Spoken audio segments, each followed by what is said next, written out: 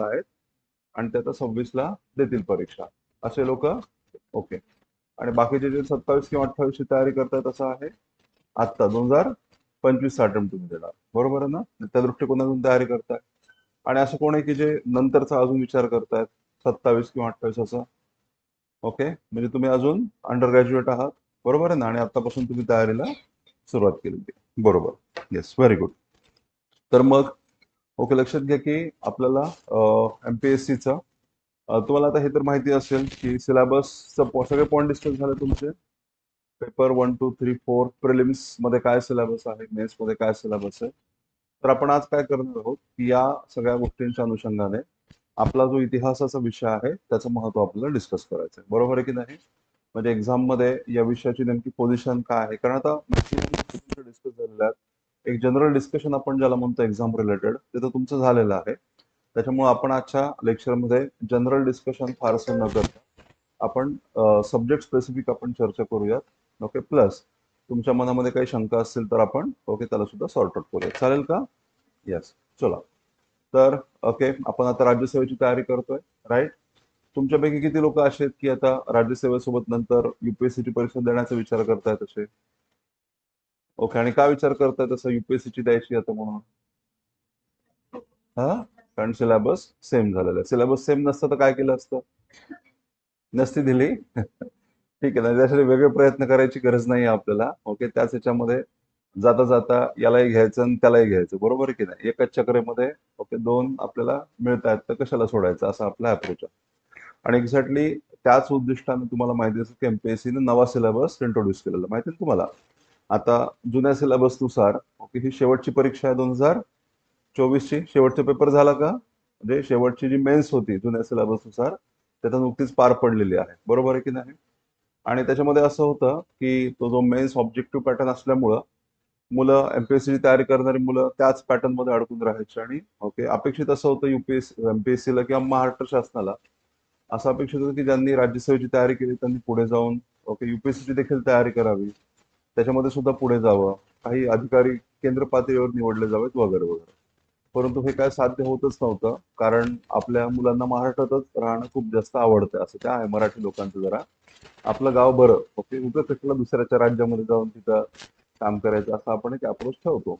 पण तसं असू नये म्हणून मग महाराष्ट्र शासन हा निर्णय घेतला की युपीएससी आणि एमपीएससी सिलेबस सेम केलेला आहे, बरोबर आहे की नाही? येस. आणि तुम्हाला माहिती असेल आधी प्रिलिम सुद्धा यांची वेगळी होती, माहिती आहे का तुम्हाला? 2012 पर्यंत एमपीएससीची प्रिलिम्स ही ओके एकच पेपर असायचा एमपीएससीच्या प्रिलिम्स मध्ये सुद्धा. हे किती जणांना माहिती आहे? ओके, एमपीएससीचा प्रिलिम्स हा 2012 पर्यंत पूर्णपणे वेगळा पेपर असायचा. 150 क्वेश्चन्स त्याच्यामध्ये असायचे आणि एकाच पेपरच्या आधारे तुमचं मेन्ससाठी सिलेक्शन व्हायचं. मेन्स सब्जेक्टिव्ह होती, जशी आजची युपीएससी आहे तशी ओके त्यावेळेसची मेन्स होती. ऑफकोर्स सब्जेक्ट आणि ते सगळं वेगळं होतं पण डिस्क्रिप्टिव्ह होती 2012 पर्यंत. मग 2013ला ओके एमपीएससीने एक निर्णय घेतला. 2011 मध्ये युपीएससीने प्रिलिम्सचा पॅटर्न चेंज केला आणि 2013 मध्ये एमपीएससीने प्रिलिम्सचा पॅटर्न चेंज केला आणि असं ठरवलं की ज्याप्रमाणे युपीएससीची प्रिलिम्स होते त्याचप्रमाणे एमपीएससी सुद्धा प्रिलिम्स घ्यायची, बरोबर आहे की नाही? पण त्याच्या जस्ट एक वर्ष आधी 2012 मध्ये एमपीएससीने मेन्सचा सिलेबस बदलून टाकला होता, मेन्सचा पॅटर्न बदलून टाकला होता.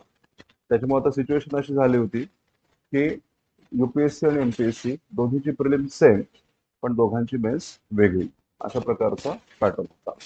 आणि मग नंतर असं जाणवलं की मराठी मुलं हे केंद्रीय प्रशासनामध्ये मराठी मुलांचं प्रमाण थोडंसं कमी आहे, बरोबर आहे ना? म्हणजे overall final UPSC final selection आहेत त्याच्यामध्ये मराठी मुलांचं प्रमाण कमी आहे. आणि त्याच्यातही जी मुलं सिलेक्ट होत आहेत ती एकदम की पोस्ट ज्याला आपण प्रशासकीय सेवा, आय एस आपण ज्याला म्हणतो, आयपीएस आपण ज्याला म्हणतो, त्या सेवांमध्ये मराठी मुलांचं प्रमाण तुलनेने कमी होतं. मागे मग 500-600च्या नंतर मग मराठी मुलांचा रँक यायचा, असं ते एक चित्र साधारणतः दिसत होतं. आणि त्याच्यामुळे महत्वाच्या पदांवर मराठी लोक नाही आहेत. ही जी सिच्युएशन होती त्याला हँडल करण्यासाठी म्हणून मग प्रयत्न सुरू झाले. त्यासाठी कमिटी वगैरे नेमली गेली आणि मग निर्णय घेण्यात आला की आता आपण सुद्धा आपली जी मेन्स एमपीएससीची मेन्स एक्झॅक्टली युपीएससी सारखी करायची, बरोबर आहे? हा निर्णय घेण्यात आला आणि हा निर्णय कधीपासून लागू करण्यात आला होता? येस, 2022 पासून हा निर्णय लागू करण्यात आला. 2022 ची जी मेन्स असणार होती ती युपीएससीच्या पॅटर्न नुसार असणार होती, पण काही विद्यार्थ्यांचा त्याला विरोध झाला आणि म्हणून त्यांनी 2 वर्ष पुढे ढकलला आणि आता 2025 पासून हा नवा पॅटर्न लागू होणार आहे. ओके, हे आपल्याला माहिती आहे. हे सांगण्याचा हेतू असा आहे, आपण आता डिस्कस करण्यामागे हा हेतू आहे की आता आपण ज्या गोष्टींचा अभ्यास करणार आहोत त्याचा पॅटर्न नेमका काय आहे आणि त्याचा हेतू नेमका काय आहे हे आपल्याला समजलं पाहिजे. बरोबर आहे की नाही? आपण कशासाठी करतो हे सगळं? सरकारी नोकरी पाहिजे हे झालं, पण मग कुठल्या पातळीवर काम करायचंय, कशा प्रकारचं काम करायचं आहे, आणि हे काम करत असताना कोणत्या प्रकारचा दृष्टिकोन आपण ठेवला पाहिजे, आणि तो दृष्टिकोन केवळ तुम्हाला काम करतानाच डेव्हलप होईल असं नाही आहे, तर तो दृष्टिकोन तुम्हाला अभ्यास करताना डेव्हलप करायचा आहे, हे लक्षात घ्या. कळते मला काय सांगत होते? तर त्याच्यामुळं सुरुवातीपासून तुम्हाला या गोष्टीची कल्पना असायला हवी की तुम्ही कशा प्रकारे अभ्यास करणं अपेक्षित आहे. ओके, तर कशा प्रकारे अभ्यास करणं अपेक्षित आहे जाणून घेण्यासाठी मग साहजिकच त्या परीक्षेचा हेतू काय आहे, त्याचा ऑब्जेक्टिव्ह काय, पर्पज काय हे तुम्हाला समजलं पाहिजे. तर लक्षात, केवळ सरकारी नोकर निवडणं हा त्याच्या मागचा हेतू नाही आहे. तिथे लक्षात, नोकर भरती अशा प्रकारची ही राज्यसेवेची परीक्षा नाहीये, केंद्र सेवेची, त्याला आपण नागरी सेवा असं म्हणतो, नागरी सेवा परीक्षा ही केवळ नोकर भरतीची परीक्षा नाही आहे. कारण या परीक्षेच्या माध्यमातून जे व्यक्ती अधिकारी या पदावर निवडले जातात, ओके, ते लोक आपल्या देशाच्या, आपल्या राज्याच्या धोरण निर्मितीमध्ये आणि धोरणाच्या अंमलबजावणीमध्ये अत्यंत महत्वाची भूमिका बजावत असतात. हे तर लक्षात. त्याच्यामुळे ते केवळ नोकर म्हणून काम करत नाही, ओके, तर ते धोरण निर्माते म्हणून काम करतात किंवा धोरण निर्मितीमध्ये सहाय्यकाची भूमिका ते बजावत असतात. कित्येक केसेसमध्ये तुमच्या असं लक्षात येतं की धोरण निर्मितीमध्ये त्यांचा डायरेक्ट सहभाग असतो, फक्त तो कधी समोर येत नाही. फॉर एक्झाम्पल, बघा आता सध्या एक वाद चालू आहे. कोणता वाद चालू आहे? येस, लँग्वेजचा वाद चालू आहे. बरोबर आहे की नाही? काय वाद आहे तो? की पहिलीपासून हिंदी भाषा सक्तीची करायची की नाही, हा तो मुद्दा आहे. बरोबर आहे की नाही? तर मग या वादाच्या संदर्भात काय म्हटलं जाते की हा जो मुद्दा आहे, हिंदी सक्तीचा जो मुद्दा आहे किंवा हिंदी अनिवार्य करण्याचा मुद्दा, किंवा आता अजून शासकीय भाषेमध्ये सांगितलं हिंदी ही सर्वसाधारणपणे हिंदी ही भाषा असेल, हे जे सांगितलं गेलं त्याच्या मागे कोण आहे असं म्हटलं जात आहे? आपल्याला राजकीय बाबींमध्ये बोलायचं नाही, हे लक्षात घ्या. तर काय म्हटलं जातं याच्या मागचं नियोजन, याच्या मागचे प्रयत्न कोणाचे आहेत असं म्हटलं जातंय? आजचीच बातमी आहे. काल कित्येक न्यूज चॅनल त्याचं चर्चा सुद्धा झाली होती, लक्षात घ्या.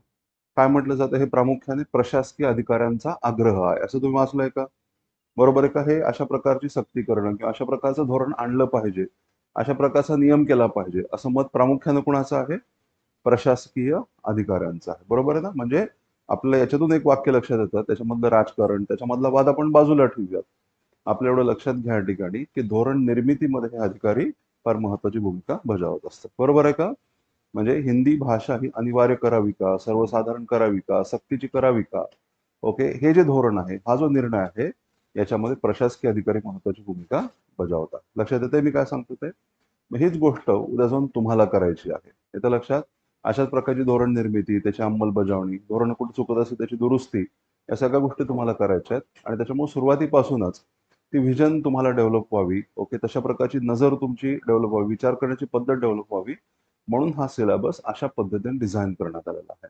हा सिलेबस काय रॅन्डमली पॉईंट्स उचलून नाही टाकलेले आहेत, लक्षात घ्या. सिलेबस मधला प्रत्येक मुद्दा एक विशिष्ट अशा प्रकारचा विचार करून टाकण्यात आलेला आहे. त्याच्यामध्ये तुम्हाला, ओके, तुमच्या देशाची ओळख व्हावी, ओके, तुमच्या राज्याची ओळख व्हावी, आणि त्याचबरोबर ज्या जगामध्ये आपण राहतो, ओके, त्या जगाचं आकलन तुम्हाला व्हावं, जेणेकरून भविष्यामध्ये तुम्ही एक चांगले अधिकारी म्हणून, ओके, स्वतःसाठी तर काम करू शकाल, त्याचबरोबर समाजासाठी, देशासाठी आणि ओव्हरऑल, ओके, जगासाठी सुद्धा. जर उद्या उद्या जाऊन तुम्ही इंडियन फॉरेन सर्व्हिसेसमध्ये गेलात, म्हणजे भारतीय राजनैतिक सेवा, विदेश सेवेमध्ये जर गेलात, तर तुम्ही देशाचे हितसंबंध राखण्याबरोबरच जगाच्या हितसंबंधाचं सुद्धा त्या ठिकाणी राखण करणार आहात. बरोबर आहे की नाही? ओके, कारण आपला देश सुरक्षित असेल, आपला देश व्यवस्थित असेल आणि अशा प्रकारे इतर देश असतील तर साहजिकच जग सुद्धा चांगलंच होणार आहे. त्याच्यासाठी सुद्धा आपल्याला प्रयत्न करायचे, म्हणजे आंतरराष्ट्रीय पातळीवर काम करण्याची संधी तुम्हाला या परीक्षेच्या माध्यमातून मिळणार. बरोबर आहे का?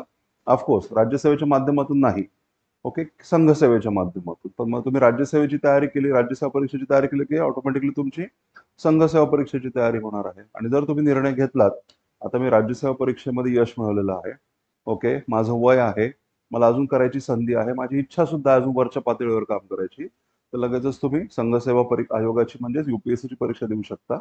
आणि ती परीक्षेमध्ये तुम्ही जर सिलेक्ट झालात तर डेफिनेटली, जसं मी म्हणालो, एक अधिक वरिष्ठ पातळीवर काम करायची संधी तुम्हाला मिळते.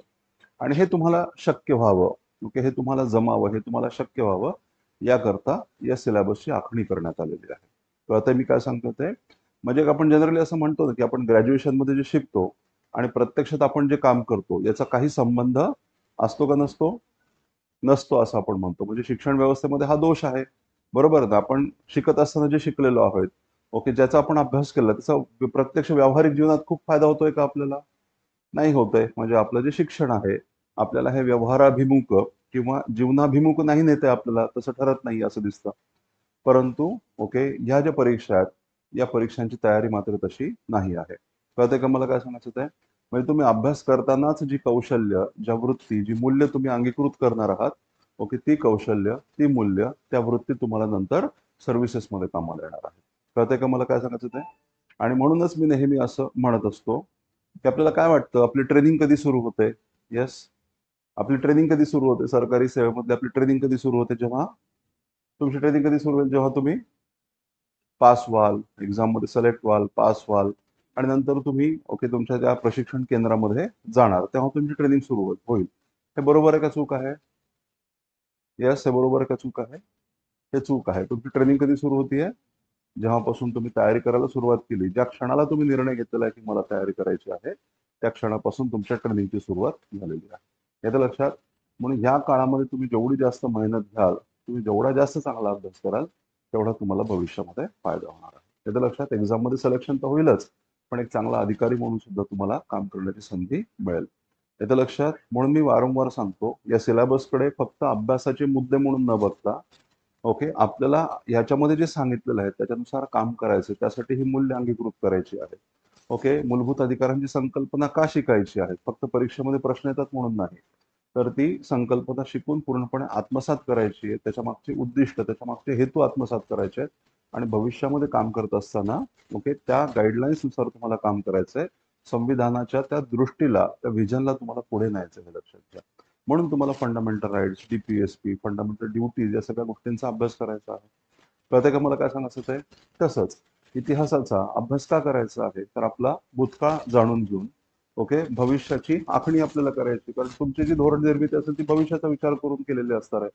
पण भविष्याचा विचार असा रॅन्डमली कशामधून सुद्धा येऊ शकतो का? नाही. त्यासाठी भूतकाळाचं एक व्यवस्थित अध्ययन आपल्याला असायला पाहिजे. बरोबर ना? भूतकाळाचं व्यवस्थितपणे अध्ययन आणि आकलन असेल तरच आपण एक चांगल्या भविष्याची आखणी करू शकतो. आणि मग ती व्हिजन डेव्हलप व्हावी. ओके, त्यासाठी आपल्या देशाच्या भूतकाळामध्ये काय घडून गेलेलं आहे, आपण ज्या समाजाचा भाग आहोत, आपण ज्या समूहाचा भाग आहोत, त्या समूहाचा इतिहास नेमका काय आहे, कोणत्या परिस्थितीतून हा समाज विकसित होत गेलेला आहे, ओके, याची योग्य ती जाणीव व्हावी म्हणून अशा प्रकारे या सिलेबसची रचना करण्यात आलेली आहे. कळतंय का मला काय सांगत होते? ते समजून घ्या. जेव्हा आपण इतिहासाचा अभ्यास करतो तेव्हा केवळ ही फॅक्ट लक्षात गेली की प्रिलिम्समध्ये एवढा मार्क पडेल असं नाही. कळतंय का? किंवा अशा प्रकारे जर आपण दिलं तर अशा प्रकारे एवढे मार्क पडतील, एवढ्या पुरतं मर्यादित नाहीये. तर ते आपण का करायचं असतं? ओके, त्याच्यातून काय शिकायचं आहे आणि भविष्यामध्ये त्याला कशा पद्धतीनं बदलायचं आहे का कायम ठेवायचं आहे, हे ठरवण्यासाठी आपल्याला या विषयाचा अभ्यास करायचा आहे. राईट?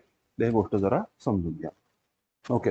तर आपल्याला माहिती मग एक्झामची स्कीम माहिती आपल्याला प्रिलिम्स असते, मेन्स असते, मग त्याच्यानंतर मुलाखत असते. बरोबर आहे? येस. आणि याच्यामध्ये ओके सगळ्यात महत्त्वाचा टप्पा कोणता आहे?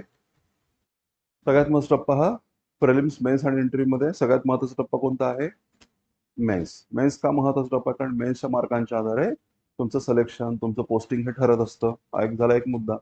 आणि दुसरी मेन्स म्हणजे एक जास्त मार्क आहेत मेन्समध्ये. बरोबर ना? 1750 मार्कांची मेन्स असल्यामुळं तुम्हाला परफॉर्म करण्यासाठी त्या ठिकाणी जास्त संधी आहे. ओके. प्रिलिम्सचे मार्क तर फायनल मेरिट लिस्टमध्ये पकडले जातात का? ते पकडले जातच नाहीत. इंटरव्ह्यूचे मार्क पकडले जातात का? पण इंटरव्ह्यू किती मार्कांचा असतो? 275 मार्कांचा इंटरव्ह्यू असतो. बरोबर आहे की नाही? आणि मेन्स ही 1750 मार्कांची आहे. तर साहजिकच मेन्समध्ये तुम्हाला परफॉर्म करण्याची जास्त संधी मिळते ॲज कम्पेअर्ड टू इंटरव्ह्यू. बरोबर आहे की नाही? ओके. त्याच्यामुळं मेन्स हा अधिक महत्त्वाचा टप्पा आहे असं आपण म्हणतो. राईट? येस. मग आपण ओव्हरऑल जर सिलेबस बघितला, तर मग मेन्समध्ये आपल्याला कोणत्या कोणत्या विषयांचा अभ्यास करायचा आहे? येस, मेन्समध्ये कोणते कोणते विषय आहेत आपल्याला? टोटल किती पेपर असतात मेन्समध्ये? हा? टोटल किती पेपर आहेत? मेन्समध्ये पेपर किती आहेत टोटल? 9 पेपर आहेत. पहिले 2 पेपर कशाचे आहेत? भाषा विषय. बरोबर ना? भाषा विषय. त्याच्यामध्ये आपण आता मराठी मुलं एक पेपर इंग्लिशचा देणार, एक पेपर मराठीचा देणार. त्याच्यानंतर एसेचा निबंधाचा विषय. 2 निबंध आपल्याला लिहायला देतील एका पेपरमध्ये 125 मार्कांचे. 250 मार्कांचा निबंधाचा पेपर असतो. मला कोणी सांगितलं 2 पेपर असतील म्हणून? 2 निबंध लिहायला देतील म्हणून? असं कुठं आहे का दिलेलं? नाही दिलेलं का? एकदा एक काम करायचं तुम्ही. एमपीएससीने साधारणतः पेपरचं स्वरूप कसं असेल याच्यासाठी मागे एमपीएससीच्या वेबसाईटवर एमपीएससीने एक नोटीस दिलेली आहे. लक्षात आलं का? त्याच्यामध्ये पेपरचं स्ट्रक्चर कसं असेल ते तुम्हाला बघायचं आहे. हे कुणाला माहिती होतं का? एमपीएससीने पेपरचं स्ट्रक्चर आपल्याला दिलेलं आहे म्हणून. आपल्याला एवढंच माहिती आहे, डिस्क्रिप्टिव्ह प्रकारची असते. पण एमपीएससीने सविस्तर माहिती दिलेली आहे की ओके किती प्रश्न असतील, त्याचे कसे उपप्रश्न असतील वगैरे वगैरे. त्याची माहिती एमपीएससीच्या वेबसाईटवर एमपीएससीने मागेच ओके पब्लिश केलेली, ते तुम्हाला बघायचं आहे. चालेल का? जे आपल्याला करायचं त्याची सखोल माहिती आपल्याला असली पाहिजे. बरोबर आहे? आणि आय थिंक ही माहिती तुमच्यासाठी नवीन होती. एमपीएससी पेपरचं स्ट्रक्चर दिलेलं आहे. आपल्याला काय वाटतं युपीएससीला फॉलो करणार म्हणजे एक्झॅक्टली तसंच करतील. ओके साधारणतः तसं करणार आहेत, पण त्याच्यामध्ये एमपीएससीने काही बदल सुद्धा ओके करण्याचा प्रयत्न केला. त्याच्यामुळे तुम्ही काय बघायला पाहिजे की पेपरचा आराखडा नेमका कसा असणार आहे याच्याबद्दल एमपीएससीने काय दिलेलं आहे. ओके एमपीएससी नंतर ओके विद्यार्थ्यांच्या मनामध्ये एक संभ्रम होता की नेमकं कशा प्रकारे असेल, तर मागच्या वर्षी एमपीएससीने एक नोटिफिकेशन दिलेलं आहे, तर तुम्ही बघून घ्या. ओके एमपीएससीच्या वेबसाईटवर ते उपलब्ध आहे. चालेल का? येस. तर एस असणार आहेत, त्याच्यानंतर जीएसचे 4 पेपर असतील. जीएसचे 4 पेपर आणि मग ऑप्शनल. तुमच्या आवडीचा एक विषय तुम्हाला ऑप्शन म्हणून निवडायचा असतो. तर कोणता निवडायचा विचार केलेला आहे तुम्ही? का अजून विचार फिक्स नाही झालेला? येस. हा, पण विचार केलेला आहे का अमुक अमुक विषय आपल्याला ऑप्शन म्हणून घ्यायचा आहे असं? Yes anyone? तुमचं कोणतं असणार आहे? हिस्ट्री. अरे वा. ओके. कोणीतरी जवळचं भेटलं आपल्याला. येस. अजून? अँथ्रोपॉलॉजी. ओके. कोणता? सोशॉलॉजी. ओके. हिस्ट्री. चला अजून एक. ओके. अजून? PSIR. चला अजून? मराठी लिटरेचर. वा, म्हणजे इतक्या दिवसांमध्ये पहिल्यांदा मराठी लिटरेचर या विषयाचा विचार करणारं भेटलं कोणीतरी. येस. अजून? अजून बाकी तुमचं ठरलंय? जॉग्राफी घ्यायचं आहे. ठीक आहे. चला थोडीफार आयडिया क्लिअर आहे. पण मग तुमचा निर्णय झालेला आहे का अजून तुम्ही विचार करताय असं आहे? अजून त्या त्या विषयाची पूर्ण माहिती घेतली आहे का? तर नंतर ऑप्शनचा देखील आपल्याला विचार करायचा आहे. आज आपण जीएस बद्दल बोलणार आहोत. पण ठीक आहे, तुम्ही थोडा विचार केला ही चांगली गोष्ट आहे. बाकीच्यांनी सुद्धा आता हळूहळू ऑप्शनचा विचार करायला लागा, कारण ऑप्शन तुम्हाला घेणं कंपल्सरी आहे. विषय कोणता घ्यायचा हे कंपल्सरी नाहीये. ओके, तो तुम्ही निवडू शकता, पण विषय घेतलाच पाहिजे. आणि त्याच्यामुळे जेवढ्या लवकर तुम्ही त्या निर्णयाप्रती याल त्याच्यात तुमचा फायदा आहे. तर ऑप्शनचे 2 पेपर असतात, हे आपल्याला माहिती आहे, 250-250 मार्कांचे. तर 500 मार्कांचा ऑप्शनल आणि 250 मार्कांचे जीएसचे 4 पेपर, त्याच्यामध्ये टोटल जीएसचे 1000 मार्क्स. बरोबर आहे? येस. मग आता हे जे जीएसचा जो पेपर आहे तो किती पेपरमध्ये किंवा जीएसचा हा जो सब्जेक्ट तो किती पेपरमध्ये डिव्हाइड करण्यात आलेला आहे? 4 सब्जेक्टमध्ये डिव्हाइड केलेला आहे. पेपर 1, 2, 3 आणि 4. याच्यातलं पेपर 4 कोणता आहे? एथिक्स, इंटेग्रिटी आणि ऍप्टिट्यूड. बरोबर ना? म्हणजे ओके. त्यानंतर नैतिकता, सचोटी, अभियोग्यता हा जो पेपर आहे एथिक्सचा तो झाला पेपर 4. त्याच्याबद्दल तुमचं डिस्कशन झालेलं आहे. बरोबर आहे ना? पेपर 3 काय आहे? इकॉनॉमिक्स आहे का? इकॉनॉमिक्स आहे का? आपल्या सिलेबसला इकॉनॉमिक्स अर्थशास्त्र आहे का? येस. तुमच्याकडे सिलेबसची कॉपी आहे की नाही सांगा बरं. त्याच्यामध्ये बघा सिलेबसचं टायटल काय दिलेलं आहे. एक टायटल एक एक सांगा. एक एक. इकॉनॉमिक्स आहे का आपल्या सिलेबसला? इकॉनॉमी. काय काय? इकॉनॉमिक डेव्हलपमेंट, आर्थिक विकास ही कन्सेप्ट आपल्याला अभिप्रेत आहे. बरोबर आहे ना? येस. त्याच्यानंतर काय मग अजून? सायन्स अँड टेक्नॉलॉजी, विज्ञान आणि तंत्रज्ञान आहे. अजून एन्व्हायरमेंट, पर्यावरण, बायोडायव्हर्सिटी, जैवविविधता. अजून सिक्युरिटी, इंटरनल सिक्युरिटी का सिक्युरिटी? Okay, security. ओके, सुरक्षा. अजून डिझास्टर मॅनेजमेंट, आपत्ती व्यवस्थापन. हे आपल्याला पेपर 3 चे विषय आहेत. त्याचं डिस्कशन तुमचं ऑलरेडी झालेलं आहे. बरोबर आहे ना? ओके. बघा, आपल्याला इकॉनॉमिक्स अभ्यासायचं आहे का? आपल्याला इकॉनॉमिक्स नाही अभ्यासायचं, आपल्याला आर्थिक विकास, इकॉनॉमी, व्यवस्था आपल्याला अभ्यासायची आहे. शास्त्र आपल्याला अभ्यासायचं नाही. कळालं मला काय सांगत होते? तर हे माहिती पाहिजे. नाही तर अभ्यास करताना तुम्ही शास्त्र या घटकावर जर भर देत गेलात तर तुमच्या अभ्यासाची दिशा ही चुकणार आहे डेफिनेटली. लक्षात आलं का? तर शास्त्र, science, economics as a science याच्यावर फारसा भर आपल्याला द्यायचा नाही. आपल्याला विकसन म्हणजे त्याचा ऍप्लिकेशन जो पार्ट आहे त्याच्यावर आपल्याला भर द्यायचा. राईट? तर अभ्यास करताना हे माहिती पाहिजे की आपण काय करतो, आपल्याला काय करायचं आहे. तर योग्य दिशेने अभ्यास होऊ शकतो, तर आपल्याला यश मिळू शकतं. पेपर 2 काय आहे? यस, पॉलिटी, राज्यव्यवस्था, कॉन्स्टिट्यूशन. कॉन्स्टिट्यूशन आहे, गव्हर्नन्स आहे, राज्यघटना आहे, त्यानंतर शासकीय पद, राज्यव्यवस्था. त्याच्यानंतर इंडियन सोसायटी पेपर 2 मध्ये आहे. पेपर 2 बद्दल बोलतो ना आपण मग आता. मग पेपर 2 मध्ये काय आहे? राज्यघटना आहे, गव्हर्नन्स आहे, अजून इंटरनॅशनल रिलेशन्स, आंतरराष्ट्रीय संबंध, सोशल जस्टिस, सामाजिक न्याय आणि गव्हर्नन्स. गव्हर्नन्स सांगितलं मी. हा झाला पेपर 2 चा विषय, बरोबर आहे की नाही? आणि आता पेपर 1 मध्ये. पेपर 1 मध्ये काय आहे मग? इंडियन हेरिटेज, त्यानंतर कल्चर, त्यानंतर हिस्ट्री, जिओग्राफी आणि सोसायटी आहे का पेपर 1 मध्येच? पेपर 1 मध्ये सोसायटी सुद्धा आहे. तर एक ढोबळ मानून जर आपण बघितलं तर पेपर 1 मध्ये ओके कोणते कोणते सब्जेक्ट येतात मग आपल्याला जर आपण बघितलं तर भारतीय वारसा आणि संस्कृती, हेरिटेज आणि कल्चर, त्याच्यामध्ये जगाचा इतिहास. चुकलं का माझं? जगाचा इतिहास असं दिलंय का भारताचा इतिहास असं असायला पाहिजे? चुकलंय का माझं? भारताचा इतिहास असायला पाहिजे ना. मग चूक केली मी. मग कसं मला म्हणजे पुढे बोलू देता की नाही बोलू देणार मग? जगाचा इतिहास, पुढे काय दिलेलं आहे? जगाचा भूगोल. मग इथे चूक केली आहे का मी? तिथे कुठे भारताचा इतिहास असं दिलंय का सांगा बरं टायटल मध्ये सिलेबसच्या? ओके, काय दिलंय त्या ठिकाणी?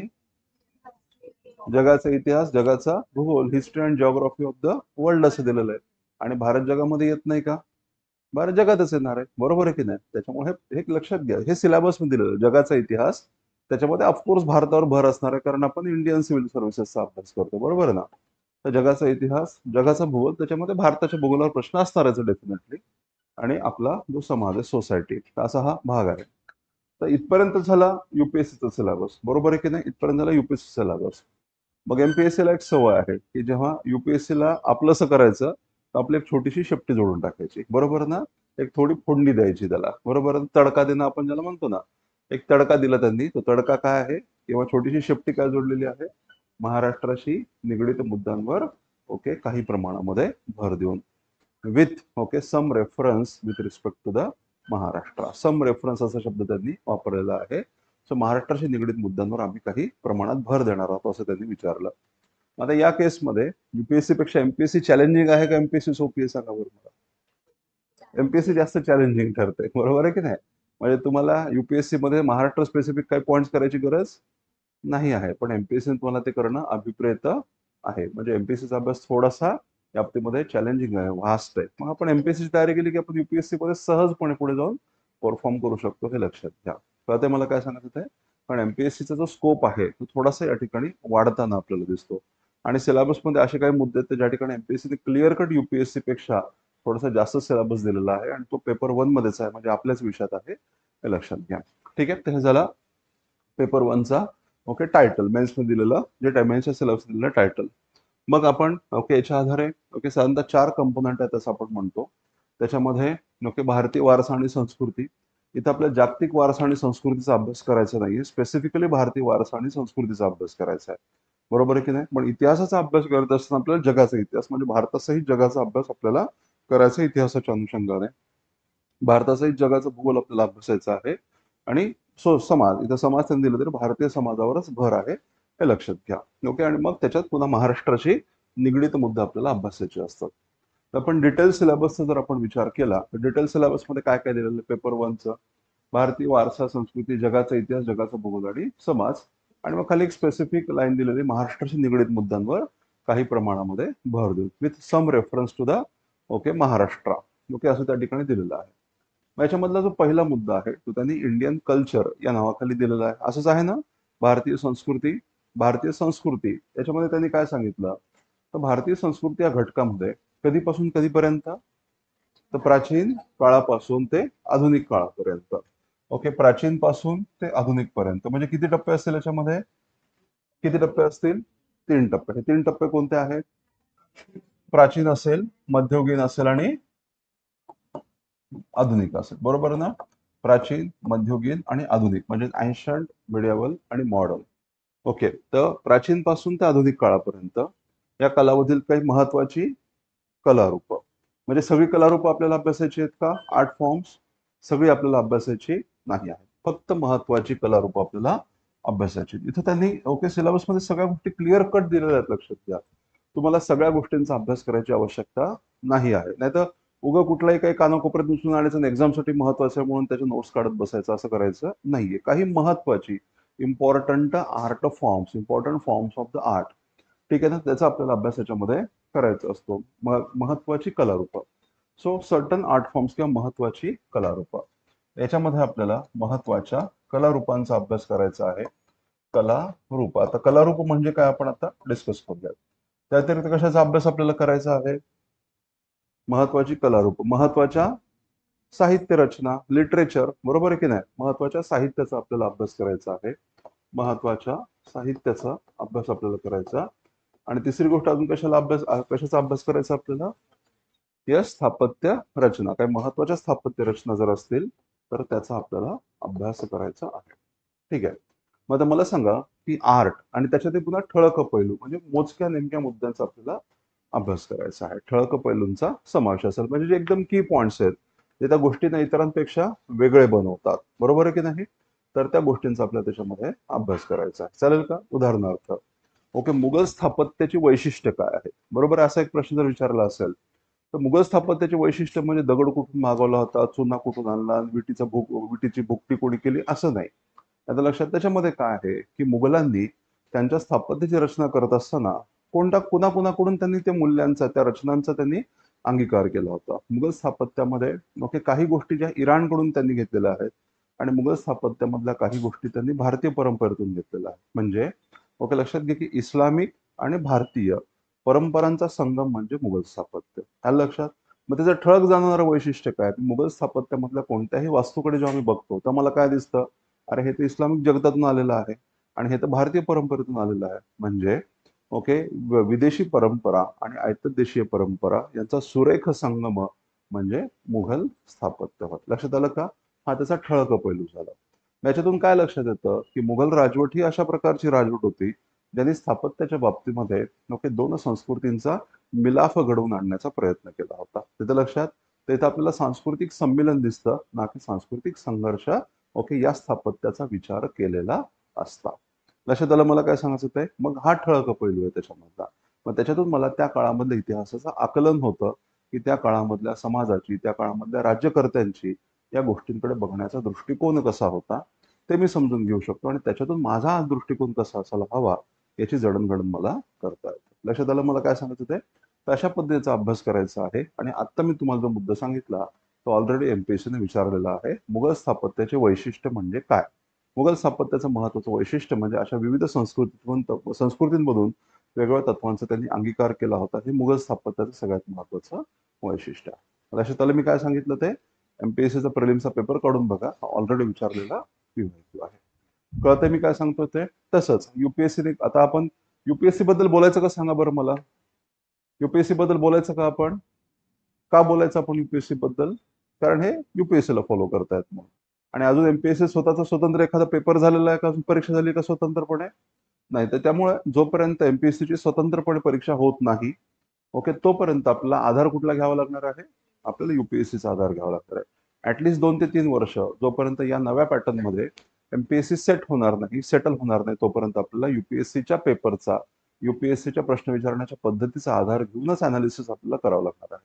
आणि एकदा का एमपीएससी ओके सेटल झाली कारण एमपीएससीची पहिलीच वेळ नाही, बरोबर ना? अशा प्रकारच्या सिलेबसवर परीक्षा घेण्याची एमपीएससी ही पहिलीच वेळ आहे. त्याच्यामुळं एमपीएससीचे पॅटर्न सेट व्हायला अजून थोडासा वेळ लागेल आणि तोपर्यंत आपल्याला मग युपीएससीचा विचार करावा लागणार आहे किंवा युपीएससीच्या आधारे आपल्याला आपला अभ्यास करावा लागेल हे समजून घ्या.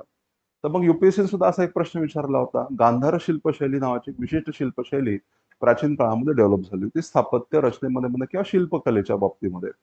तर मग त्याच्या संदर्भात त्यांनी विचारलं होतं की गांधार शिल्पशैली ही ओके रोमन, ग्रीक आणि मध्य आशियाई ओके प्रभावाखाली कशा प्रकारे होती किंवा त्या परंपरांचा संगम गांधार शिल्पशैलीमध्ये कसं झालं हे स्पष्ट करा. आलं लक्षात? अशा प्रकारचा प्रश्न युपीएससी सुद्धा विचारलेला आहे. म्हणजे अनेक तत्वांचं संमेलन करून एक विशिष्ट अशा प्रकारचं कलारूप, एक विशिष्ट अशा प्रकारची स्थापत्य शैली कशी विकसित होते अशा प्रकारचे प्रश्न इथे विचारलेले आहेत. कळते मला काय सांगायचं ते? तर हे जरा समजून घ्या.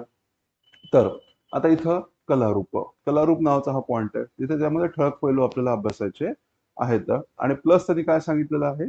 प्लस आता हा जो पॉइंट आहे हा पॉइंट हा युपीएससीच्या सिलेबस मध्ये सुद्धा दिलेला नाही आहे. लक्षात कळतंय का मला काय सांगायचं ते? हा जो मुद्दा आहे पुढचं वाक्य, युपीएससी त्यांचा सिलेबस संपवलेला आहे. एमपीएससी युपीएससी सिलेबस कॉपी केलेला आहे पण एमपीएससीने हे वाक्य पूर्णपणे स्वतंत्रपणे नव्याने टाकलेलं आहे. ते वाक्य कोणतं आहे? महाराष्ट्रातील संत चळवळीच्या विशेष अनुषंगाने तथा संदर्भासह भक्ती चळवळ आणि तत्वज्ञानाचा अभ्यास आपल्याला करायचा आहे. याचा अर्थ एमपीएससी काय सांगतेय? एमपीएससीने हे सांगितलं की आम्ही या 3 गोष्टींवर तर भर देणार, पण आमच्यासाठी अजून एक मुद्दा जास्त महत्वाचा आहे. तो मुद्दा कोणता आहे? तर भक्ती चळवळ. येतं लक्षात? तर भक्ती चळवळ, ओके, महाराष्ट्रातील संत, त्याच्यातही महाराष्ट्रातील संत चळवळीच्या अनुषंगाने. तर भक्ती चळवळ आणि तत्वज्ञान. ठीक आहे. तर भक्ती भक्ती ही जी संकल्पना आहे ती, तर भक्तीची चळवळ चळवळ आणि तत्वज्ञान. तर या पैलूंवर पहिल्या पेपरमध्ये, ओके, इतिहासाचा जो मुद्दा असेल, संस्कृतीचा जो घटक असेल, त्याच्यावर भर आहे. मी काय बोलतोय कळतंय का तुम्हाला? ठीक आहे. तर जेव्हाही तुम्ही आता अभ्यास करणार, तुम्ही त्याला कसा अभ्यास करणार?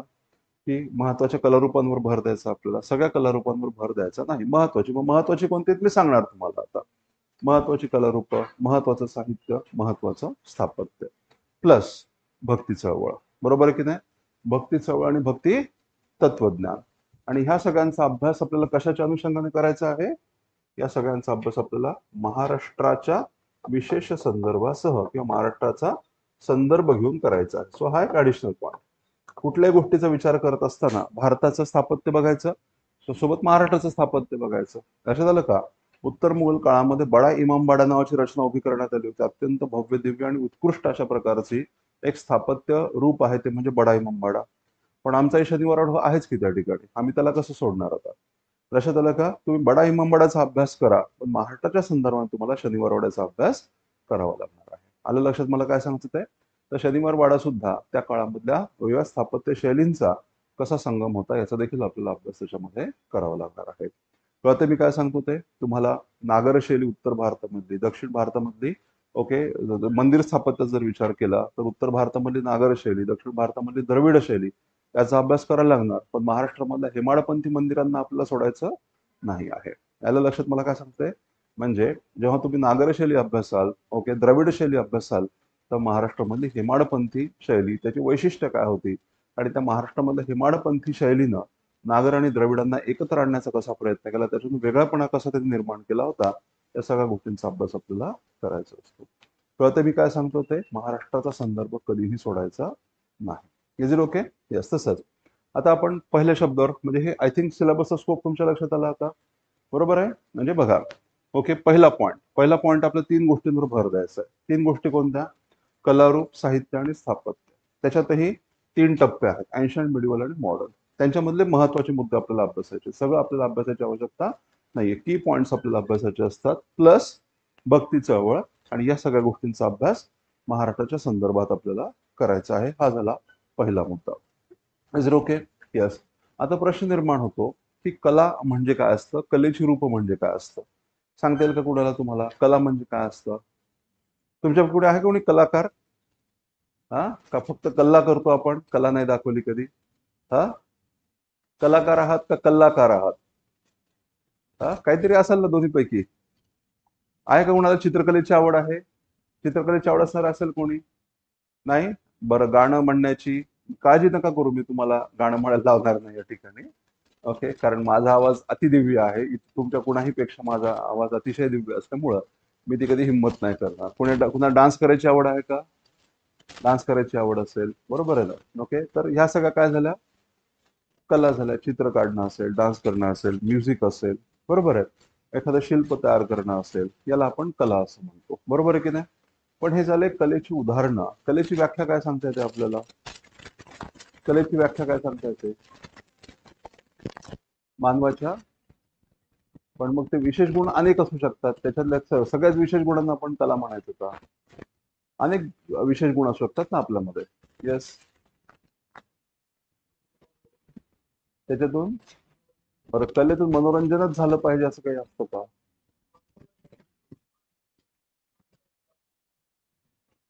बरं, ठीक आहे. मग त्या केसमध्ये झोपणं ही कला असू शकते का? हा, झोपेतून आनंद प्राप्त होतो ना एकदम छान असा. तर मग, ओके, मला तो झोपेचा प्रचंड आनंद होतो. झोपायला भेटलं की आडवा. ठीक आहे ना? मग ती कला झाली का? हा, यस. विचार करा थोडासा, उत्तर द्या. ओके, त्याच्यातूनच आपल्याला उत्तर मिळतील, तुमच्या विचार करण्यातून उत्तर मिळतील. येस. बरं मला सांगा की आपण जेव्हा कला असं म्हणतो तर तुम्ही तिघा चौघांनी एकच शब्द वापरला, मानव मानव मानव. याचा अर्थ कला, ओके, ही जी गोष्ट आहे ही मानवापुरतीच मर्यादित आहे असं आपल्याला म्हणता येतं का? कला ही जी गोष्ट आहे ती मानवापुरतीच मर्यादित आहे? प्राण्यांमध्ये कला असते का? कोणती कला असते प्राण्यांमध्ये? प्राणी चित्र काढू शकतात. आ आवाज करण ही कला थोडीच आहे. आ? हा. बरं प्राणी गाणं म्हणतात. हा मग. हा काय काय काय पोपट बोलतो. बरं ती कला आहे का ते ट्रेनिंग आहे, ते कौशल्य आहे? कौशल्याचा भाग आहे. कला आणि कौशल्याच्या मध्ये अंतर आहे, हेच तर तुम्हाला शिकायचं. लक्षात घ्या. कळतं का मला काय सांगायचं होतंय? हेच तर तुम्हाला स्किल म्हणजे काय आणि आर्ट म्हणजे काय त्यामध्ये फरक असतो. इथं मला काय सांगायचं होतंय, तर ह्याच गोष्टी आता आपल्याला शिकायच्या आहेत, त्याच गोष्टी समजून घ्यायच्या आहेत. कारण तुम्हाला कलेला प्रोत्साहन द्यायचं आणि कौशल्याला प्रोत्साहन द्यायचं. मग तुम्हाला नेमकं काय करायचंय? कलेला प्रोत्साहन देणं म्हणजे काय? मग कला संचालनामध्ये तुम्ही डायरेक्टर म्हणून काम करणार आणि जेव्हा तुम्ही कौशल्यासाठी प्रोत्साहन देणार तर कौशल्याला प्रोत्साहन देणं म्हणजे काय आणि त्यासाठी तुम्ही कोणत्या डिपार्टमेंटमध्ये कसं काम कराल हेच तर महत्वाचं ना, तर समजून घेणं. येतात लक्षात मला काय सांगायचं होतं? तर तुम्ही जे उदाहरण सांगितलं तो कौशल्याचा भाग झाला. ट्रेनिंग दिली जाते. पोपटाला त्याचा अर्थ कळतो का? नाही कळत. आपण त्याला ते पोपट हा रट्टू पोपट असतो, बरोबर आहे की नाही? पण पोपटाचा आपण रट्टूच म्हणतो त्याला. त्याला एकच गोष्ट वारंवार त्याच्या कानावर पडते, त्याला त्याचा अर्थ कळत नाही, काही कळत नाही, ते उगाच रिपीट रिपीट रिपीट करत राहतं. ओके, ते कौशल्य आहे त्याच्या अंगी. देर इज नॉट आर्ट, ती कला नाहीये. येस. बरं कला म्हणजे एखाद्या गोष्टीचं रिपिटेशन असते का नवनिर्मिती असते? नवनिर्मिती असते. मग पोपट नवीन काय निर्माण करतोय का? नाही. आपण जे बोलू तेच तो बोलत असतो ना. ती कला कशी काय झाली? येस. विचार करा अजून. चुकलं तर चुकू द्या, काय हरकत नाही, आपल्याला डिस्कस करायच्या आहेत गोष्टी.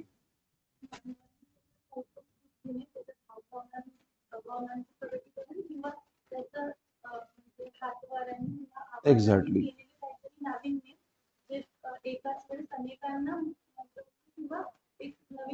प्रभावित करू शकते, असं प्रभावित करू शकते. बरोबर, व्हेरी गुड. आता इथे एक शब्द की वर्ड आहे, लक्षात घ्या. आणि तो शब्द म्हणजे कल्पकता, कल्पक बुद्धी. त्याच्या लक्षात मला काय सांगते, याला इंग्रजीमध्ये असं आपण काय म्हणू शकतो, ऍबस्ट्रॅक्ट आयडियाज, अमूर्त कल्पना. म्हणजे ज्या कल्पना, एक लक्षात घ्या. ओके. आपण म्हणतो की माणसाला बुद्धी असते, पण प्राण्यांना सुद्धा बुद्धी असते. माणसांना भावना असतात, पण प्राण्यांना सुद्धा भावना असतात. बरोबर आहे की नाही? पण कल्पकता हा जो गुण आहे, कल्पकता, कल्पकता म्हणजे काय? काहीही बॅकग्राऊंड नसताना, काहीही त्यामागे कुठल्या प्रकारची पार्श्वभूमी नसताना काहीतरी नव निर्माण करण्यासाठीचा जो विचार असतो, ओके, त्याला आपण कल्पकता असं म्हणतो. बरोबर आहे की नाही? कल्पकतेमध्ये आपण काही इमॅजिन करतो. बरोबर आहे की नाही? ती कल्पकता ही माणसाच्या अंगी असणारा विशेष गुण आहे, जो आपल्याला इतर ऑर्गॅनिझम्स, इतर प्राण्यांच्या अंगी दिसत नाही. हे तर लक्षात मला काय सांगायचं ते, ओके, याला आपण ऍबस्ट्रॅक्ट थिंकिंग असं आपण म्हणतो. अमूर्त पद्धतीने विचार करण्याचं, ओके, क्षमता, ती कल्पकता असते. अमूर्त, अमूर्त म्हणजे ज्याला आपण पहिल्या टप्प्यामध्ये निश्चितपणे मांडू शकत नाही. ओके, पण ती एक अशा प्रकारची आयडिया असते जी त्याच्या आधी कधीही आलेली नसते, कुणाच्याही मनात आलेली नसते. आपण पूर्णपणे त्याच्यातून एका नव्या गोष्टीला जन्म देण्याची क्षमता बाळगून असतो. अशा प्रकारची म्हणजे अमूर्त विचारशक्ती, त्याला आपण कल्पकता असं सुद्धा म्हणू शकतो. त्याच्या लक्षात मला काय सांगायचं ते, हा मानवाच्या अंगी असणारा विशेष गुण आहे. आणि या कल्पकतेला, या अमूर्त अशा प्रकारच्या, ओके, काय म्हणू आपण, आपल्या विचार करण्याच्या क्षमतेला आपण जेव्हा व्यक्त रूप देतो तेव्हा काय होते, काय तयार होती? तेव्हा जे तयार होतं त्याला कला असं म्हणत असतो. याच्या लक्षात मला काय सांगते, तर कला म्हणजे काय, तर सिंपल आणि साध्या शब्द सांगायचं झालं तर माणसाच्या अंगी असणाऱ्या अमूर्त, ओके, विचारांना दिलेलं प्रत्यक्ष रूप म्हणजे कला असतं. ते बोलतो ते लक्षात आलं का? अमूर्त विचार जे असतात, ओके, त्याला आपण जेव्हा प्रत्यक्ष रूप देऊ पाहतो तेव्हा ते प्रत्यक्ष रूपामध्ये जे व्यक्त होत असतं, ती अभिव्यक्ती जी असते त्याला आपण कला असं म्हणत असतो. माझी डेफिनेशन कळाली का तुम्हाला? ही आहे कलेची व्याख्या. मग म्हणून लक्षात घे की कला हे केवळ मानवाच्या अंगी असणारं कौशल्य आहे, तो मानवाच्या अंगी असणारा विशेष गुण आहे. आणि तो जपला गेला पाहिजे की नाही, मग सांगा मला? तो जपला गेला पाहिजे की नाही? कारण ती ओळख आहे आपली. याच्या लक्षात, कलेची निर्मिती करता येणं ही आपली आयडेंटिटी आहे, ती आपली ओळख आहे आणि ती आपण जपली पाहिजे. आणि म्हणून आपल्या त्या कलाचा, त्या कलारूपांचा, त्या कलेचा, त्या कलारूपांचा आपल्याला अभ्यास करायचा असतो. ते मुद्दे काय बोलतोय लक्षात येते मला काय सांगते, कारण त्याच्यातून आपलं मनुष्यत्व, ओके, हे सिद्ध होतं किंवा मनुष्यत्व हे टिकून राहतं, ते टिकवणं उद्याचे अधिकारी म्हणून तुमचं काम असणार आहे. म्हणून तुम्हाला या गोष्टींचा अभ्यास करायचा आहे. Is it okay? ते मुद्दे समजून घ्या. मग अशा प्रकारची अनेक कलारूपं असतात आणि त्या कलारूपांमधल्या काही महत्त्वाच्या कलारूपांचा आपल्याला अभ्यास करायचा आहे. ही महत्त्वाची कलारूपं कोणती आहेत? तुम्हाला सांगता येतील का? महत्त्वाची अशा कोणती कलारूपं असतील? तर त्याच्यामध्ये चित्रकला. आता आपल्या एक्झाममध्ये कोणत्या कोणत्या कलारूपांवर अधिकाधिक भर असतो? तर चित्रकलेवर आपल्या याच्यामध्ये खूप जास्त भर आहे. लक्षात घ्या की चित्रकला. तर वेगळ्या काळामधले जी चित्र आहेत, चित्रकला आहेत, तर त्यांची वैशिष्ट्य, ओके, त्याच्यामध्ये वापरले गेणारे वेगवेगळे पदार्थ, ओके, त्या अनुषंगाने निर्माण होणारी माणसाची अभिव्यक्ती, ओके, आणि मग त्याच्यातून त्या काळामधला माणसाचा स्वभाव कसा होता, समाजाची रचना कशी होती, समूहाची मानसिकता कशी होती, या सगळ्या गोष्टींचा अभ्यास आपल्याला करायचा असतो. ती झाली चित्रकला. अजून एक कला असते, ओके, ती कोणती? तर त्याच्यामध्ये संगीत असं आपण म्हणालो. तर संगीतामध्ये गायन येईल, वादन येईल, नृत्यकला येईल. तर या सगळ्या गोष्टींचा संगीत रूपांचा आपल्याला अभ्यास करायचा आहे. लक्षात आलं का? अजून एक आहे, ती कोणती? शिल्पकला. शिल्पकला म्हणजे मूर्ती निर्माण करण्याच्या शैली, तर शिल्पकला. तर ह्या ज्या 3-4 मोजक्या आहेत, अशा खूप सारी कलारूप आहेत. लक्षात घ्या. त्याच्यामध्ये थिएटर आहे, पपेट्री असतं, बरोबर आहे की नाही? मूव्ही आहे, सिनेमा मेकिंग आहे, नाट्य आहे, अशा अनेक गोष्टी आहेत. तर आपल्या सिलेबसमध्ये प्रामुख्याने भर कशावर आहे? तर आपण आतापर्यंतचे पेपर जर बघितले, आता महत्वाची कलारूप, पण त्यांनी हे नाही सांगितलं ना की कोणती महत्वाची आहेत. मग कोणती महत्वाची ते कसं कळणार आहे आपल्याला? जर आपण पेपरचं अनालिसिस केलं तर कोणती कलारूपं ही महत्वाची ते आपल्याला कळतं. मग पेपरचा विचार केला त्यांचा भर कशावर आहे? तर त्यांचा भर हा चित्रकलेवर भर आहे. येतं लक्षात? त्यांचा भर हा शिल्पकलेवर भर आहे त्यांचा. त्यांचा भर हा संगीतावर दिसतो आपल्याला. संगीत त्याच्यामध्ये त्याच्यामध्ये गायन असेल, वादन असेल, ओके. त्याचबरोबर जसं मी तुम्हाला सांगितलं नृत्य असेल, या गोष्टींवर त्यांचा साधारणतः भर असतो. कळतंय मी काय सांगतो ते? हे झालं कलेच्या संदर्भात. पुढचा मुद्दा झाला साहित्य. साहित्य म्हणजे काय? यस, साहित्य म्हणजे काय? येस, थोडं जोरात सांगा. वाङ्मय. साहित्य म्हणजे वाङ्मय. आता मला सांगा साहित्य म्हणजे वाङ्मय. आता पुढचा प्रश्न काय असेल? वाङ्मय म्हणजे काय? सांगा आता. आता साहित्य उत्तर द्यायचं नाही आता. ठीक आहे? मग आता वाङ्मय म्हणजे काय? थोडक्यात आपण साहित्यावरच येऊयात पुन्हा. साहित्य म्हणजे काय? ठीक आहे? येस. जेव्हा तो लिखित स्वरूपामध्ये मांडतो, त्याच्यातून ज्या रचना तयार होतात त्या साहित्य. मग आता मला सांगा साहित्य हे लिखित स्वरूपातच असलं पाहिजे का? साहित्य लिखित स्वरूपातच असलं पाहिजे का? त्याचा विचार करा. साहित्य हे लिखित रूपातच असलं पाहिजे. म्हणजे लिखित रूपात असेल तर त्याला साहित्य म्हणायचं. बरोबर आहे का? मग मला सांगा वेद हे साहित्य आहेत का? वेद हे साहित्य आहेत का? आदिवासी परंपरांमध्ये असणाऱ्या कथा, ओके, ती गाणी, ते साहित्य आहे का? मग सांगा बरं मला. आदिवासी परंपरांमध्ये किंवा ज्या रानटी समूह असतात, आदिवासी समूह असतात, वनसमूह असतात, ओके, त्या समूहातून निर्माण होणाऱ्या कथा, परंपरा, त्याच्यानंतर गोष्टी, तर त्याच्यानंतर ती गाणी, ते काव्य, याला साहित्य म्हणायचं की नाही म्हणायचं? ज्याला आपण लोकगीतं, लोककाव्य असं आपण म्हणतो की नाही, फॉक कल्चर किंवा फॉक, ओके, सॉंग्स आपण ज्याला म्हणतो, फॉक स्टोरीज आपण ज्याला म्हणतो, ते साहित्यामध्ये येणार की नाही येणार? ते येणार. मग ते लिखित स्वरूपात असतं का? मग मौखिक स्वरूपामध्ये. मग आपल्याला काय म्हणायचंय? कसं म्हणायचं? मग साहित्याची व्याख्या कशी करायची? आपल्या मनामधल्या कल्पना आपण आपण जेव्हा शब्दांच्या माध्यमातून व्यक्त करतो. लक्षात आलं का? मग ते शब्द कदाचित मौखिक स्वरूपामध्ये असू शकतात किंवा ते कदाचित लिखित स्वरूपामध्ये व्यक्त असू शकतात. तेव्हा ती जी अभिव्यक्ती असते, त्या अभिव्यक्तीला आपण साहित्य असं म्हणायचं असतं. लक्षात आलं मला काय सांगते? मानवाच्या मनामध्ये जन्माला आलेल्या कल्पना जेव्हा शब्दबद्ध केल्या जातात, कदाचित त्या मौखिक पद्धतीने शब्दबद्ध केल्या जाऊ शकतात किंवा लिखित पद्धतीने शब्दबद्ध केल्या जाऊ शकतात. तेव्हा ती जी अभिव्यक्ती असते, ते जे व्यक्त होणं असतं, त्याला आपण साहित्य असं म्हणतो. लक्षात आलं का? ते समजून घ्या. आता याच्यानंतर आपण या व्याख्या पुन्हा डिस्कस करणार नाही आहोत क्लासमध्ये. चालेल का? सिलेबसची ओळख करत असताना आत्ता आपल्याला समजून घ्या की त्यांना काय अपेक्षित आहे आणि त्याच्यानुसार पुढे जाऊन आपल्याला अभ्यास करायचा आहे. मग जे साहित्य आहे, मग आपल्याला पुन्हा तेच एन्शंट, मिडिवल आणि मॉडर्न या काळामधलं साहित्य आपल्याला अभ्यासायचं आहे. मग त्याच्यामध्ये महत्वाचं ऐतिहासिक साहित्य, त्या काळामधला समाज कसा होता, त्या काळामधल्या वेगळ्या प्रकारच्या संस्कृती, परंपरा कशा होत्या, हे सांगणाऱ्या साहित्याचा आपल्याला अभ्यास करायचा असतो. येतं लक्षात? मग थोडक्यात त्या साहित्याच्या माध्यमातून त्या काळामधल्या समाज जीवनावर, त्या काळामधल्या सांस्कृतिक जीवनावर, त्या काळामधल्या राजकीय जीवनावर, त्या काळामधल्या आर्थिक पद्धतींवर कसा प्रकाश पडतो, या अनुषंगाने आपल्याला त्या साहित्याचा अभ्यास करायचा आहे. आलं लक्षात? फॉर एक्झाम्पल एक प्रश्न असा विचारला होता की विजयनगर साम्राज्य हा शब्द ऐकलाय की नाही तुम्ही? तर विजयनगर साम्राज्यामध्ये कृष्णदेवराय नावाचा एक फार महान शासक होऊन गेला होता. ओके, आणि त्या कृष्णदेवरायाने एक अमुक्त माल्यदा नावाचा ग्रंथ लिहिला होता. तर अमुक्त माल्यदा या ग्रंथाच्या आधारे ओके त्याच्या ज्या काही राजकीय प्रशासकीय संकल्पना आहेत त्याच्यावर प्रकाश टाकायला युपीएससीने सांगितलं होतं. किंवा दक्षिण भारतामध्ये संगम साहित्य नावाचं साहित्य आहे, आणि त्या संगम साहित्याच्या माध्यमातून त्या काळामधल्या समाज जीवनाचं प्रतिबिंब कसं लक्षात येतं हा प्रश्न त्यांनी विचारला होता. आलं लक्षात मला काय सांगतंय? म्हणजे तुम्ही संगम साहित्य वाचल्यानंतर तुमच्या काय लक्षात येतं त्या काळामधला समाज कसा होता ते. तर मग त्या काळामधला समाज कसा होता ते संगम साहित्याच्या आधारे तुम्हाला सांगायचं आहे. लक्षात आलं मला काय सांगायचं आहे? तर अशा प्रकारच्या काय म्हणू आपण त्याला की प्रश्नांची रचना याच्यामध्ये केली जाते. म्हणजे साहित्य रचना म्हणजे काय? अमुक पुस्तक कोणी लिहिलं, ते किती पानाचं आहे, असं काही विचारलं जात नाही. लक्षात घ्या.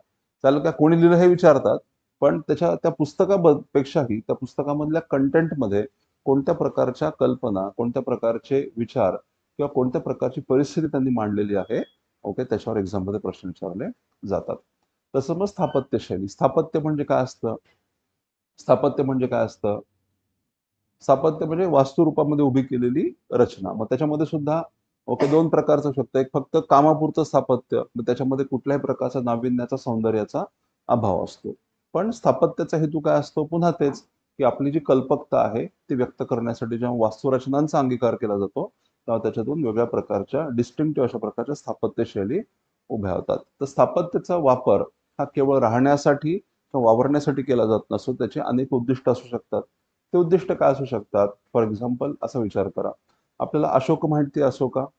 ओके, तर अशोकाने काय केलं होतं? एक विशिष्ट अशा प्रकारचा विचार मांडला होता. त्याला धम्म विचार असं म्हटलं जातं. अशोकाचा धम्म विचार.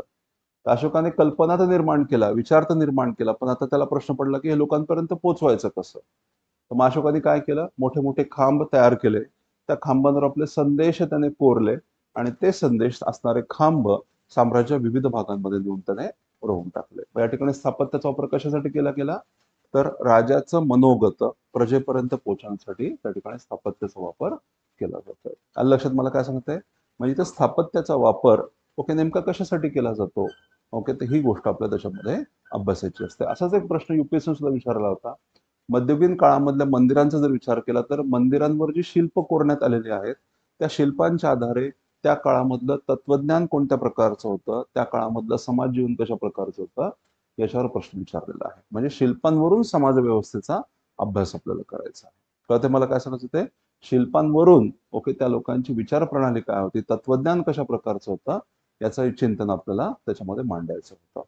समजलं का? म्हणजे पुन्हा तेच, की कोणत्या छिन्नीनं कोरलं, कोणता दगड वापरला याच्यावर भर नाहीये.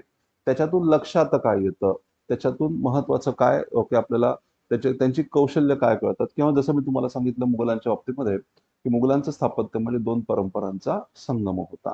तर अशा प्रकारचे प्रश्न याच्यामध्ये आपल्याला अभिप्रेत आहे. कळतंय मला काय सांगायचं ते? तर अभ्यास करत असताना तुम्हाला हेच बघायचं आहे, की स्थापत्याचा जेव्हा तुम्ही विचार कराल, तेव्हा कोणत्या कोणत्याच्या वैशिष्ट्य होती, आणि ती वैशिष्ट्य त्यांनी कुठून आणली, कशी विकसित झाली, त्याच्यामधल्या भारतीय परंपरा कोणत्या होत्या, विदेशी परंपरा कोणत्या, तर विदेशी परंपरांमधल्या इराणी परंपरा कोणत्या आहेत, त्याच्यानंतर अरेबिक परंपरा कोणत्या आहेत, तुर्की परंपरा कोणत्या आहेत, युरोपीय परंपरा कोणत्या होत्या, ग्रीको रोमन परंपरा कोणत्या होत्या, अशा सगळ्या परंपरांचा अध्ययन आपल्याला करायचं असतं. आलं लक्षात मला काय सांगते? तर या अनुषंगाने स्थापत्याचा अभ्यास आपल्याला करायचा आहे. त्याच्यानंतर मग आहे भक्ती हा शब्द. तर भक्ती काय असतं माहिती का तुम्हाला? भक्ती म्हणजे काय? यश, भक्ती या शब्दाचा अर्थ काय आहे? तुमच्यामध्ये आहे का कोणी भक्ती? आहे का? किंवा तुमच्या फ्रेंड सर्कलमध्ये, नातेवाईकांमध्ये कोणी भक्ती असेल ना? असेल ना? तिला कधी विचारलं का तुझ्या नावाचा अर्थ काय म्हणून? यस. भक्ती म्हणजे काय असतं? सांगा सांगा. तुमच्या मते काय असेल ते सांगा मला. मला उत्तराची अपेक्षा, परफेक्ट उत्तराची अपेक्षा नाहीये. पण तुम्ही विचार करावं ही अपेक्षा आहे. तुम्ही व्यक्त व्हावं ही अपेक्षा आहे. येस येस, बरोबर सांगितलं कोणीतरी आता. कोण बोलत होतं मी रोखलं बोलताना? येस, भक्ती म्हणजे काय असतं? देवाचं, देवाची उपासना करणे म्हणजे भक्ती. बरं, अजून? येस. हा, निस्वार्थ. आणि मग निस्वार्थ भावनेने काय करायचं? भक्ती, म्हणजे भक्ती म्हणजे काय तेच विचारलं ती. निस्वार्थ भावनेने काय करायचं आपल्याला? तर तुमचं उत्तर त्यांचं उत्तर जोडून टाकू. निस्वार्थ भावनेने देवाची उपासना करणे म्हणजे भक्ती. बरोबर आहे की नाही? निस्वार्थ भावनेने करतंय का कोणी सांगा, प्रामाणिकपणे सांगा. निस्वार्थ भावनेने करते का कोणी? ओके, म्हणजे जाता येता ओके देवाला नमस्कार करायचा, पोस्ट दिली नाही तरी चालेल. ओके, मी आहे तुझी उपासना करत, असं म्हणता का कधी? ओके, उलट काय म्हणणार? ओके, आता नमस्कार करायला, उद्या 2 टाकतो नमस्कार, पण पोस्ट निघाली पाहिजे यावेळेस. बरोबर ना? असं असतं की नाही? येस, डील होतीच आपली देवासोबत. असं कसं? विदाऊट डील आपण नाही करत कुठली गोष्ट. भक्ती म्हणजे काय असतं? येस, मन शांत करण्यासाठी काय करायचं? चिंतन करायचं. ओके, चला, झालं. अजून? बरं, भक्तीच्या माध्यमातून मन शांत होतं का? आपण जर उन्माद बघितला लोकांचा, भक्त लोकांचा, तर मन शांत होतं कसं काय म्हणणार मग आपण? Yes, yes. Okay, very good. अजून थोडंसं आता बघा, तुमच्याकडून डेफिनेशन यायला लागलं. फॉर एक्झाम्पल, कलेची डेफिनेशन बरोबर एक्झॅक्ट ती डेफिनेशन सांगितली जी कलेमध्ये एक्सपेक्टेड आहे. तसंच भक्तीची डेफिनेशन तुम्ही सांगू शकता, देवाबद्दल आपलेपणाची भावना. चला, अजून थोडंसं जवळ या अजून. येस, भक्ती या संकल्पनेच्या अजून थोडंसं जवळ येऊ शकता. बघा, आपण काय करत असतो याच्यामध्ये, की आपलं जे भौतिक जग असतं त्याच्यातल्या कित्येक गोष्टी आपल्या नियंत्रणाबाहेर असतात का? प्रत्येक गोष्ट नियंत्रणात असते आपल्या? नियंत्रणाबाहेर कित्येक गोष्टी असतात ज्या आपल्या नियंत्रणाच्या बाहेर असतात. आपण काय विचार करतो, की ज्या गोष्टी माझ्या नियंत्रणाबाहेर आहेत, मनुष्य म्हणून आपल्या नियंत्रणाबाहेर आहेत, त्याच्यावर कुणाचं तरी कुठल्या तरी एका शक्तीचं नियंत्रण असतं. आणि ती शक्ती म्हणजे कोण? त्याला आपण काय नाव ठेवलेलं आहे? ईश्वर. बरोबर आहे की नाही? ईश्वर या शक्तीला आपण त्याच्यामुळे मानतो. कळतंय मला काय सांगायचं? तुम्हाला वाटेल की आपण कुठल्यातरी प्रवचनामध्ये वगैरे आलेलो आहोत. बरोबर आहे ना? आता आपल्याला ओके, काय टिळा-बिळा लावून मग आता टाळच घ्यायचा आहे. तसं नाहीये. आपल्या सिलेबसचा टॉपिक आहे. मी काय करू शकत नाही त्याला. आलं लक्षात? तर हे सिलेबसमध्ये भक्ती हा शब्द दिलेला आहे. सो मला एक्सप्लेन करावं लागेल त्याला. तर ईश्वर ही संकल्पना आपण अशा प्रकारे मानतो. बरोबर आहे की नाही? आहे की नाही तो मुद्दा वेगळा. आपण मानतो की नाही हा मुद्दा महत्वाचा. मानतो की नाही आपण? मानतो. आहे, आपण मानतो म्हणजे आहे असं झालं. बरोबर आहे की नाही? ते आहे की नाही ते सिद्ध व्हायचं बाकी आहे. जो ज्याच्या त्याच्या श्रद्धेचा भाग आहे. बरोबर आहे ना? आपण असं म्हणतो की ज्या गोष्टी एक भौतिक जगामध्ये वावरताना ज्या गोष्टी मनुष्य म्हणून आपल्या नियंत्रणाबाहेर आहेत, त्या शक्ती, त्या गोष्टी एका शक्तीच्या नियंत्रणाखाली आहेत. ती शक्ती म्हणजे ईश्वराची शक्ती आहे. बरोबर आहे? तुम्ही अशाच गोष्टीसाठी ईश्वराची प्रार्थना करता की नाही ज्या गोष्टी तुमच्या नियंत्रणाबाहेर आहेत? का ज्या गोष्टी तुमच्या नियंत्रणामध्ये आहेत त्याच्यासाठी तुम्ही ईश्वराची प्रार्थना करता? बिलकुल नाही करत. बाहेर आहेत त्याचीच प्रार्थना तुम्ही करता. बरोबर आहे की नाही? म्हणजे आता फॉर एक्झाम्पल, परीक्षा 9 वाजता आहे. तुम्ही 8:30ला जर ओके एक्झाम सेंटरला पोहोचण्याची पूर्णपणे शक्यता असेल, तर तुम्ही देवाला म्हणणार का, "देवा प्लीज लवकर पोहोचव" म्हणून? असं नाही होणार ना. परीक्षा 9 वाजता आहे आणि तुम्ही 9ला 5 कमी असताना तुमच्या ओके घरी आहात, तर मग मात्र तुम्ही म्हणणार काहीतरी होऊ दे आणि एक्झाम जरा उशिरा सुरू होऊ दे. बरोबर आहे ना? जी गोष्ट तुमच्या नियंत्रणाच्या पलीकडची आहे, त्याच्यासाठी आपण ईश्वरीय शक्तीला मानतो. कळतंय का? मग त्या ईश्वरी शक्ती, जी कोणती ईश्वरी शक्ती आहे, तिने त्या गोष्टी आपल्या फेवरमध्ये कराव्यात. आपल्याला सुयोग्य अशा पद्धतीने त्या गोष्टी घडाव्यात त्याकरता आपण ईश्वराची आळवणी करतो, ईश्वराची उपासना करतो. कळतंय मला काय सांगतंय? ईश्वराची उपासना जी केली जाते, ओके, त्याचे काही मार्ग असतात. लक्षात आलं का? ओके, आता हे झालं छोट्या-छोट्या गोष्टींबद्दल. तसंच आयुष्याचं ध्येय काय असतं? तर याबद्दल भारतीय तत्त्वज्ञानामध्ये असं सांगितलेलं की आयुष्याचं ध्येय म्हणजे मोक्षप्राप्ती. आलं लक्षात? मोक्षप्राप्ती म्हणजे काय? हे जे सतत जन्म मृत्यूचं चक्र असतं. आपण जन्मतो, मरतो. पुनर्जन्मावर विश्वास असतो की नाही? ओके, पुढच्या जन्मामध्ये मी आता आपण जर ओके कोणी जर आपल्याला त्रास देत असेल आणि आपण काहीच करू शकत नसेल, तर आपण काय म्हणतो? जरा थांब, पुढच्या जन्मामध्ये अमुक-अमुक जन्म घेऊन तुला त्रास देतो किंवा देते असं आपण म्हणतो. बरोबर आहे की नाही? म्हणजे पुनर्जन्म ही संकल्पना. म्हणजे जन्म, मृत्यू, जन्म, मृत्यू हा जो फेरा असतो, त्या फेऱ्यातून आपल्याला सुटका हवी आहे आणि ती सुटका म्हणजेच मोक्ष असतो. लक्षात आलं का? मग आपल्या ईश्वराकडून सर्वोच्च अपेक्षा काय? ईश्वराने आपल्याला काय मिळवून दिलं पाहिजे? मोक्ष मिळवून दिला पाहिजे. ईश्वराने आपल्याला मोक्ष द्यावा याकरता आपण ईश्वराची उपासना करत असतो. बरोबर आहे ना? मग त्या उपासनेला भक्ती म्हणायचं असतं का? तर नाही. ईश्वराची उपासना करण्याचे अनेक मार्ग आहेत. बरोबर आहे की त्याच्यातला एक मार्ग म्हणजे कर्मकांड असतो. जसं की प्राचीन काळामध्ये वैदिक व्यवस्थेत जर आपण विचार केला तर ओके यज्ञ याग केले जायचे, यज्ञ केले जायचे. कर्मकांड म्हणजे यज्ञ याग. येतं लक्षात? म्हणजे ईश्वराकडून मोक्षाची अपेक्षा, ईश्वराकडून चांगलं धान्य येण्याची अपेक्षा आहे. ईश्वराकडून युद्धामध्ये विजय मिळाला पाहिजे अशी अपेक्षा आहे. ईश्वराकडून चांगली संतती व्हावी अशी अपेक्षा आहे. म्हणजे किंवा चांगलं धनधान्य निघावं, आरोग्य टिकावं अशी अपेक्षा ईश्वराकडून माझी. आणि म्हणून मग मी काय करणार? यज्ञ करणार, कर्मकांड करणार. तर हा झाला ईश्वराच्या उपासनेचा एक मार्ग, ज्याला कर्मकांड असं आपण म्हणतो. लक्षात आलं का मला काय सांगतो ते? दुसरा मार्ग काय असतो? तर ईश्वर आणि मनुष्य यांच्यामध्ये कशा प्रकारचे संबंध आहेत याचं सतत चिंतन करत राहणं, तो एक मार्ग झाला. आणि त्या चिंतनाच्या माध्यमातून आपलं आणि ईश्वराचं नातं काय आहे हे ओळखण्याचा प्रयत्न करणं, ओके, हा एक मार्ग झाला. याला ज्ञान मार्ग असं म्हटलं जातं. कळालं का मला काय सांगायचं ते? अजून एक तिसरा मार्ग असतो, तो म्हणजे कसल्याही प्रकारचा विचार न करता, कसल्याही प्रकारचं चिंतन न करता ईश्वराप्रती पूर्णपणे समर्पण भावना दाखवणं, ईश्वराला पूर्णपणे समर्पित होणं. लक्षात आलं का? पूर्ण स्वतःचं सगळं काही ईश्वराला देऊन टाकणं, कसल्याही प्रकारची अपेक्षा न करता. लक्षात आलं का? तुम्ही जे सांगितलं ते बरोबर आहे. म्हणजे आपल्याला माहिती ना की भगवान कृष्णाने गीतेमध्ये काय सांगितलेलं आहे? यस, फळाची अपेक्षा न करता कर्म करत राहा.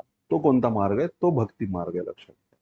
कळालं का मला काय समजत आहे? म्हणजे कुठल्याही प्रकारच्या, ओके, ईश्वराने काय आश्वासन दिलंय त्या ठिकाणी? ईश्वरानं आश्वासन दिलेलं आहे की कुठल्याही प्रकारच्या फळाची अपेक्षा करू नको, तुझं योगदान दे आणि मला समर्पित हो, पुढचं सगळं मी काळजी घेणार आहे. मी कशाची काळजी घेईन? तुला मोक्ष मिळेल याची काळजी मी घेणार आहे. आलं लक्षात? ती जबाबदारी माझी, ही संकल्पना ईश्वराने सांगितलेली आहे. म्हणजे असं मानलं जातं की कृष्णाने गीतेमध्ये हा संदेश दिलेला आहे. बरोबर आहे ना? तो की फळाची अपेक्षा न करता कर्म करत राहा, म्हणजे आणि मला समर्पित करून टाक सगळं, मला समर्पित हो. तर ही जी समर्पणाची भावना असते त्याला काय म्हणायचं असतं? समर्पणाची भावना म्हणजे काय आता सांगा मला? यस, भक्ती. समर्पण, भक्ती म्हणजे समर्पण. स्वतःचं सगळं ईश्वराप्रती अर्पण करून टाकण्याची जी वृत्ती असते, ती जी भावना असते, त्याला आपण काय म्हणायचं? भक्ती. मग आता मला सांगा, भक्ती म्हणजे उपासना का भक्ती म्हणजे समर्पण? भक्ती म्हणजे समर्पण. उपासनेचे 3 भाग असतात: कर्म, चिंतन आणि समर्पण. त्याच्यातले समर्पण म्हणजे भक्ती असते. लक्षात आलं का मला काय सांगायचं ते? मग आता येस. हा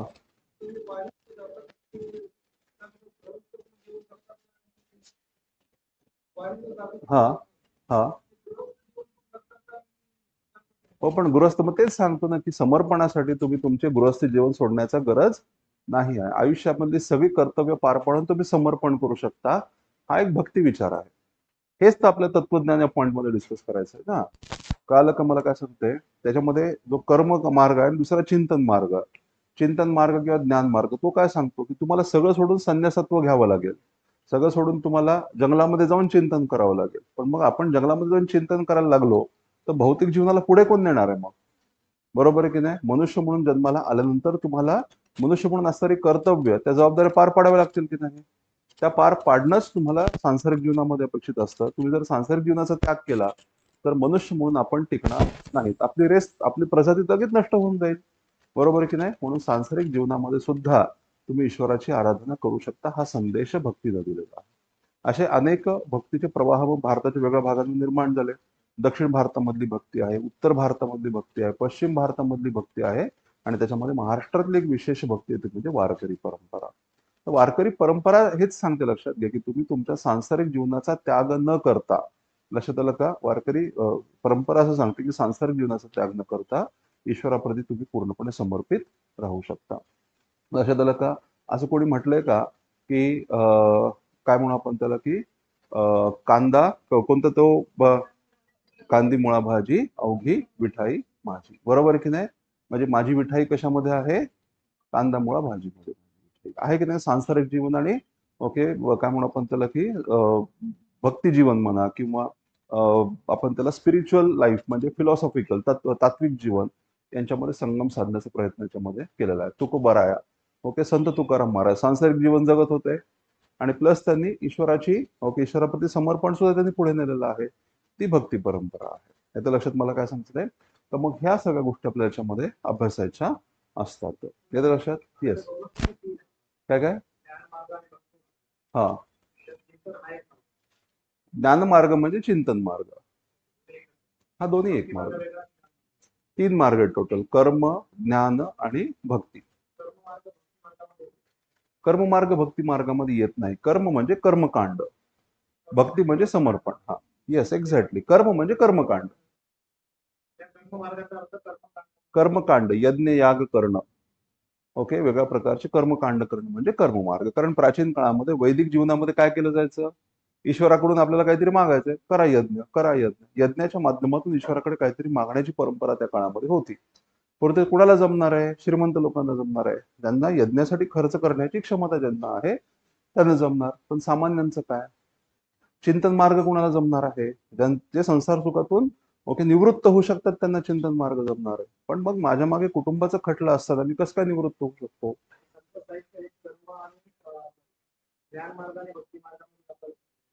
असं काही नाहीये. त्यांनी या सगळ्यांचं एक लक्षात घ्या, त्याच्या वेगवेगळे प्रवाह आहेत. त्यांनी या सगळ्यांचा पुन्हा संगम घडून आणायचा सुद्धा प्रयत्न केला. म्हणजे असं नाही की भक्ती मार्ग आणि कर्म मार्गाला पूर्णपणे, आता तुम्ही जो कर्म मार्ग आपण आता ज्याच्याबद्दल बोललो ते सांसारिक जीवनामधल्या कर्मांबद्दल आपण बोलतो. कर्मकांड म्हणजे यज्ञ याग किंवा मूर्तीपूजा या गोष्टीला भक्ती परंपरेने विरोध केलेला. लक्षात आलं का? एक्झॅक्टली. कर्म म्हणजे काम किंवा कर्म म्हणजे यज्ञ, या दोन गोष्टींचा अर्थ वेगळा आहे. आपण ज्या कर्म मार्गाबद्दल बोलतोय तो कर्म मार्ग यज्ञाबद्दल बोलतोय. पण मग काम या अर्थाने, कर्तव्य अर्थाने जर वापरला तर त्या कर्माचा अर्थ वेगळा आहे. लक्षात आलं का? सो कर्म, ज्ञान आणि भक्ती असे भारतीय परंपरेमध्ये तीन मार्गांचा उल्लेख करण्यात आलेला आहे. ठीक आहे. त्याच्यामध्ये पुन्हा मग त्याचे अनेक प्रवाह आहेत. सगुण भक्ती नावाचा प्रवाह आहे, निर्गुण भक्ती नावाचा प्रवाह आहे. सगुण भक्ती काय करते? मूर्तीपूजेला मान्य करते. निर्गुण भक्ती मूर्तीपूजेला पूर्णपणे अमान्य करते. असे अनेक प्रवाह त्याच्यामध्ये आहेत ज्यांचा आपल्याला सविस्तर आपल्या या टॉपिकमध्ये करायचं असतो. लक्षात आलं का? म्हणजे भक्ती चळवळ ही एक महत्वाची घडामोड आहे आणि ते तत्वज्ञान आपल्याला अभ्यासायचं आहे. मग त्याच्यामध्ये अनेक तत्वज्ञान, कारण का भारताच्या वेगळ्या भागांमध्ये वेगळे भक्ती संप्रदाय निर्माण झाले होते आणि ते प्रत्येकाने आपापलं वेगळं तत्वज्ञान मांडायचा प्रयत्न केला. त्याच्यामध्ये या कोणी या गोष्टींना पूर्णपणे नाकारायचा प्रयत्न केला. जसं संत कबीर असतील, संत नानक असतील, त्यांनी मग ह्या मार्गांना पूर्णपणे नाकारून नवा मार्ग सांगायचा प्रयत्न केला. पण काही मार्ग असे होते, जसं रामानंदांचा मार्ग, त्यांनी जुन्या परंपरा नव्या परंपरा यांचा संगम घडून आणण्याचा प्रयत्न केला. तर हे जे सगळे निटिग्रिटीज आहेत, म्हणजे जे बारीक सारीक पैलू आहेत, ते आपण प्रत्यक्ष डिस्कशनमध्ये डिस्कस करतो, ज्याच्यावर ऍक्च्युअली एक्झाममध्ये प्रश्न येत असतात. आय थिंक हा पॉईंट तुम्हाला कळाला. संस्कृती हा घटक तुम्हाला क्लिअर झाला की नाही झाला? येस. तर मग ओके, पुढचा मुद्दा आहे तो म्हणजे आधुनिक भारताचा इतिहास. आपल्या सिलेबसमध्ये मुद्दा काय आहे? आधुनिक भारताचा इतिहास. मग आता आधुनिक भारताचा इतिहास हा जो घटक आहे, या घटकामध्ये तुम्हाला कधीपासूनच्या घटना अभ्यासायच्या आहेत. म्हणजे आधुनिक भारत कधीपासून सुरू होतो असं सांगितलं या ठिकाणी? 18व्या शतकापासून. बरोबर आहे का? 18व्या शतकाच्या मध्यापासून. म्हणजे कधीपासून? 1750 पासून. काय झालं 1750 पासून का हो? काय महत्व या 1750 या वर्षाचं? 1750 पासून पुढचा आपल्याला अभ्यास करायचा. तर का करायचंय? 1750च्या आधी आधुनिक भारत नव्हता का? येस. सांगा 1750 मध्ये काय झालं किंवा 1750च्या आसपास काय झालं होतं? युरोपियन भारतामध्ये आले होते. हा हा.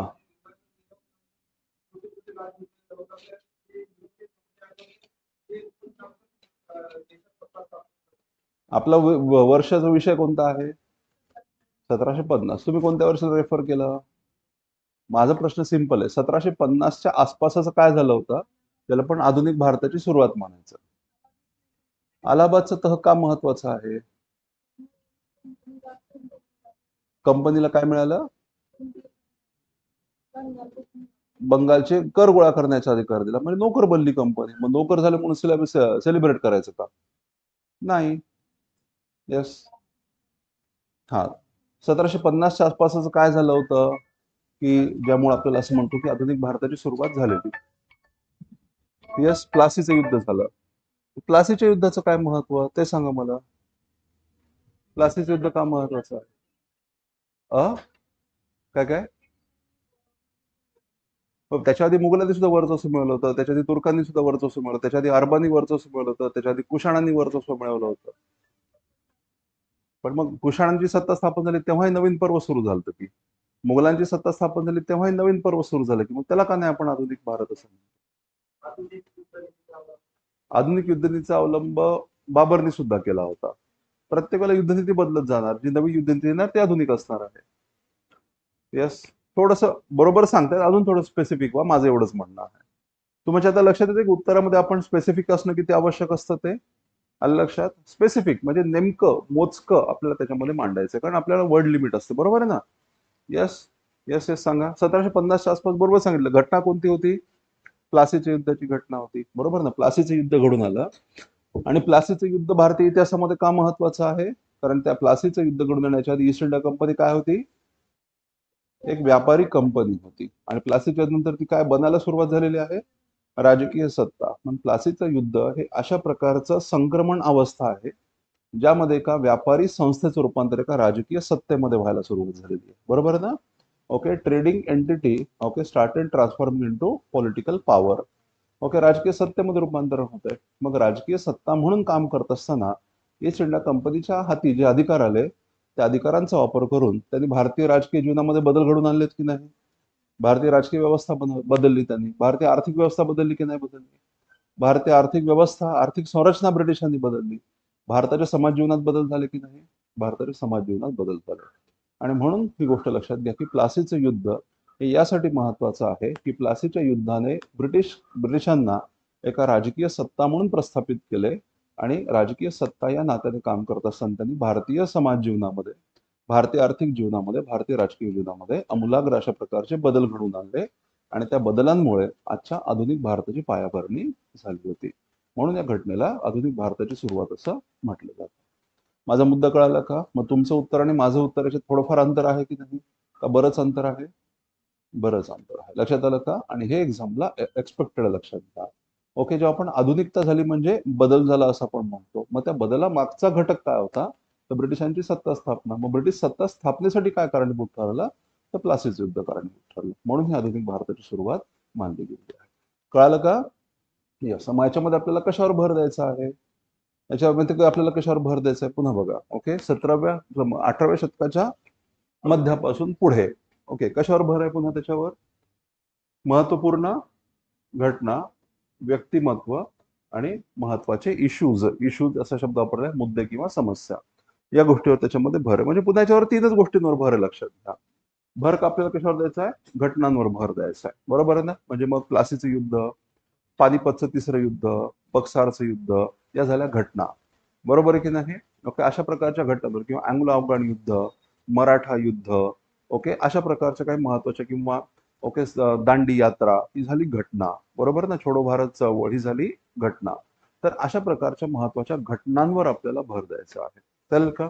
व्यक्तिमत्व, मग त्या घटनेसाठी कारणीभूत ठरणाऱ्या ज्या काही महत्वाच्या व्यक्ती होत्या, जसं की डलहौसी असू शकतो की नाही, जसं की राजा राममोहन राय असू शकतात, गांधीजी असू शकतात, डॉक्टर बाबासाहेब आंबेडकर असू शकतात, नेताजी सुभाषचंद्र बोस असू शकतात, ओके, जवाहरलाल नेहरू असू शकतात, अशी अनेक व्यक्तिमत्व, बहादूर शाह जफर असू शकतो त्याच्यामध्ये. येत्या लक्षात ईश्वरचंद्र विद्यासागर असू शकतात, सर सय्यद अहमद खान त्याच्यामध्ये असू शकतात, मोहम्मद अली जिना त्याच्यामध्ये असू शकतात. कळते मला काय सांगायचं ते? स्वातंत्र्यवीर सावरकर त्याच्यामध्ये असू शकतात, लोकमान्य टिळक त्याच्यामध्ये असू शकतात, लाला लजपत राय असू शकतात. अशी अनेक व्यक्तिमत्व ज्यांनी आधुनिक भारताची जडणघडण केलेली आहे. मग त्यांचे विचार काय होते, त्यांचं एक्झॅक्ट योगदान काय होतं आणि त्यांनी भारतीय इतिहासावर कशा प्रकारे परिणाम निर्माण केलेला आहे, कसा इम्पॅक्ट निर्माण केला, या गोष्टीवर आपल्याला भर द्यायचं असतं. लक्षात आलं का? तर घटना आणि व्यक्तिमत्व आणि त्याचबरोबर काही महत्वाचे इश्यूज आहेत, काही महत्वाचे मुद्दे आहेत. आता हे मुद्दे कोणते कोणते होते? फॉर एक्झाम्पल असा एक प्रश्न विचारात घ्या. ओके, दुष्काळ. भारतात दुष्काळ का पडतो? भारतामध्ये दुष्काळ का पडतो ते सांगा मला. भारतामध्ये दुष्काळ का पडत असतो? येस सांगा. दुष्काळ पडतात की नाही भारतामध्ये? मग का पडतात? दुष्काळामुळे कोणी सफर झालंय का? कुणाची शेती असेलच की. दुष्काळाचा इम्पॅक्ट झाला असेल तुमच्यावर, तुमच्या शेतीवर. ठीक आहे, कुठे टेक्निकॅलिटी मध्ये जाता? कशामुळे पडतो तेवढं सांगा फक्त. पाऊस. पाऊस कशाचा भाग आहे? अख्ख्या जगामध्ये पाऊस पडतो. पण मग आपल्याकडे दुष्काळाचं कारण काय? तो जो पाऊस आहे किंवा तो जो मौसम आहे, तो जो मान्सून आहे, तो कसा आहे? अनियमित आहे, अनप्रेडिक्टेबल अशा प्रकारचा, बरोबर ना? त्याचा अंदाज तुम्हाला, मान्सूनचा अंदाज बांधता येतो का? याच पावसाळा कधी सुरू झालाय? हा, मे महिन्यामध्ये सुरू झाला. सगळी मे महिन्याची उन्हाळ्याच्या सुट्टीची सगळी प्लॅनिंग खराब करून टाकली त्या पावसाने, बरोबर आहे की नाही? आणि लक्षात, बरोबर ना? मे महिन्यात त्यावेळेस पाऊस सुरू झाला. ओके, एवढं छान छान प्लॅन केला तर आंब्याचा रस खायचा, सगळी मजाच घातली त्या पावसाने, राईट? बरोबर आहे की नाही? तर असं का होतं? पावसाने अशी अर्ली एंट्री का मारली आहे? कारण भारतामधला पाऊस हा कशाच्या परिणामी पडतो? मान्सून वाऱ्यांच्या परिणामी पडतो. मान्सून वारे हे अनप्रिडिक्टेबल आहेत, अनियमित अशा प्रकारचे, बरोबर आहे की नाही? तर ही जी निसर्गाची अनियमितता आहे त्याच्यामुळं भारतामध्ये दुष्काळ पडतात. मग ही निसर्गाची अनियमितता मागच्या 200-300 वर्षात असेल का सुरुवातीपासून असणार आहे? सुरुवातीपासून असणार आहे, बरोबर आहे की नाही? पण तरी सुद्धा असं का झालं की ब्रिटिश काळामध्ये, वसाहत काळामध्ये आपल्या दुष्काळांचं प्रमाण वाढलेलं दिसतं?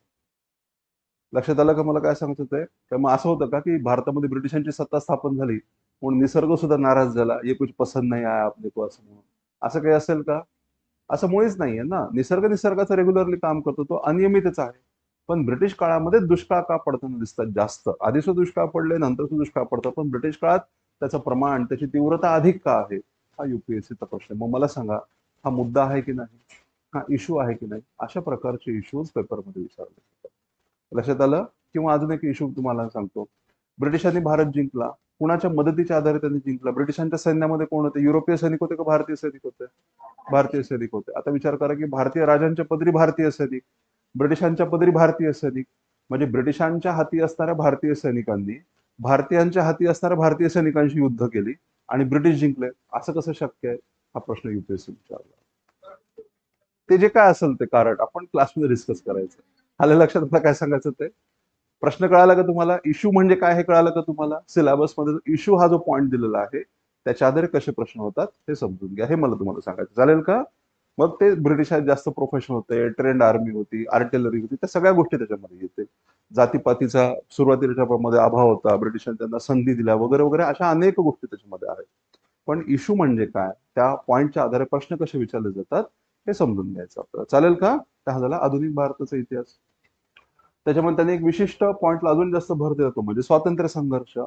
तर ब्रिटिशांची सत्ता स्थापन झाल्यानंतर ते आपल्यासाठी साहजिकच जाचक वाटायला लागली, आपल्याला त्रासदायक वाटायला लागली आणि म्हणून त्याच्यातून मोकळ होण्यासाठी आपण प्रयत्न करायला लागलो. मग तो तो एक इव्हेंट नव्हता. स्वातंत्र्य संघर्ष ही घटना नाहीये. स्वातंत्र्य संघर्ष काय एक प्रक्रिया आहे, बरोबर? ती एक प्रोसेसचा भाग आहे आणि ती प्रोसेस एका विशिष्ट वेळेला सुरू झाली आणि ती एका विशिष्ट वेळेला संपलेली आहे. मग त्याचे वेगवेगळे टप्पे, कोणते कोणते टप्पे असतील तर एक टप्पा 1885 पूर्वीचा म्हणजे काँग्रेसच्या स्थापनेपूर्वीचा एक टप्पा आहे. मग काँग्रेसची स्थापना झाल्यानंतर मग आपल्याला माहिती मवाळ, जहाल आणि गांधी युगाचे टप्पे त्याच्यामध्ये होऊन गेले. तर या सगळ्या टप्प्यांचा आपल्याला अभ्यास करायचा आहे. प्रत्येक टप्पा इतरांपेक्षा वेगळा का होता, त्या काळामधल्या नेत्यांची विचार करण्याची पद्धत काय होती, त्यांची वैशिष्ट्य काय होती, त्यांचं योगदान काय होतं, मग स्वातंत्र्य चळवळ त्यांनी पुढे नेलं का, त्यांनी त्या स्वातंत्र्य चळवळीची गती रोखली, मंद केली, या सगळ्या गोष्टींचं विश्लेषण आपल्याला या पॉईंटमध्ये करायचं असतं. म्हणजे मवाळांचं योगदान, जहालांचं योगदान, गांधी युगाचं योगदान, अशा प्रकारच्या गोष्टी आपल्याला बघायच्या आहेत.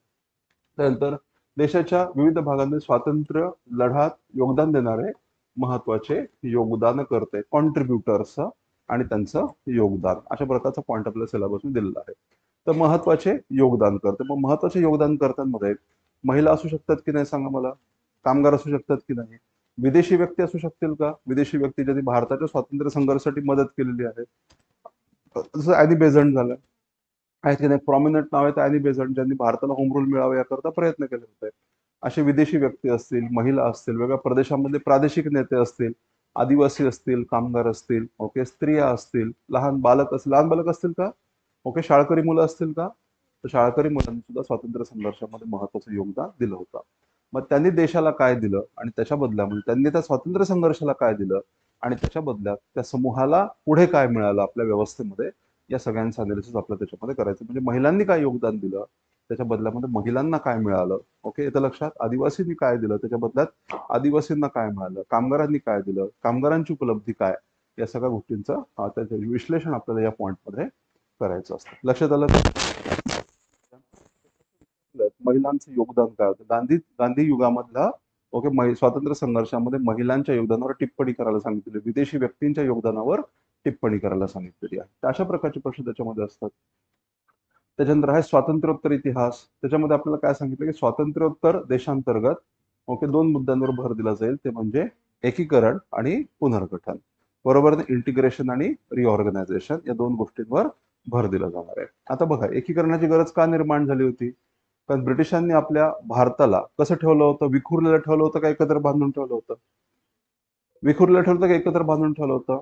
एकत्र बांधून ठेवलेलं, पण एकत्र बांधून सुद्धा अशा पद्धतीने मॅनेज केलं की आपण आपापसामध्ये भांडत राहावं, बरोबर आहे की नाही? म्हणजे प्रदेशामध्ये, भाषांमध्ये, ओके, धर्माधर्मांमध्ये, जाती जातींमध्ये वाद व्हावेत आणि जेणेकरून ओके आपण एकमेकांच्या जवळ नेता पूर्णपणे ब्रिटिशांवर अवलंबून राहावं यासाठीच्या नीती त्यांनी तयार केल्या होत्या आणि ते त्यांनी प्रभावीपणे राबवल्या.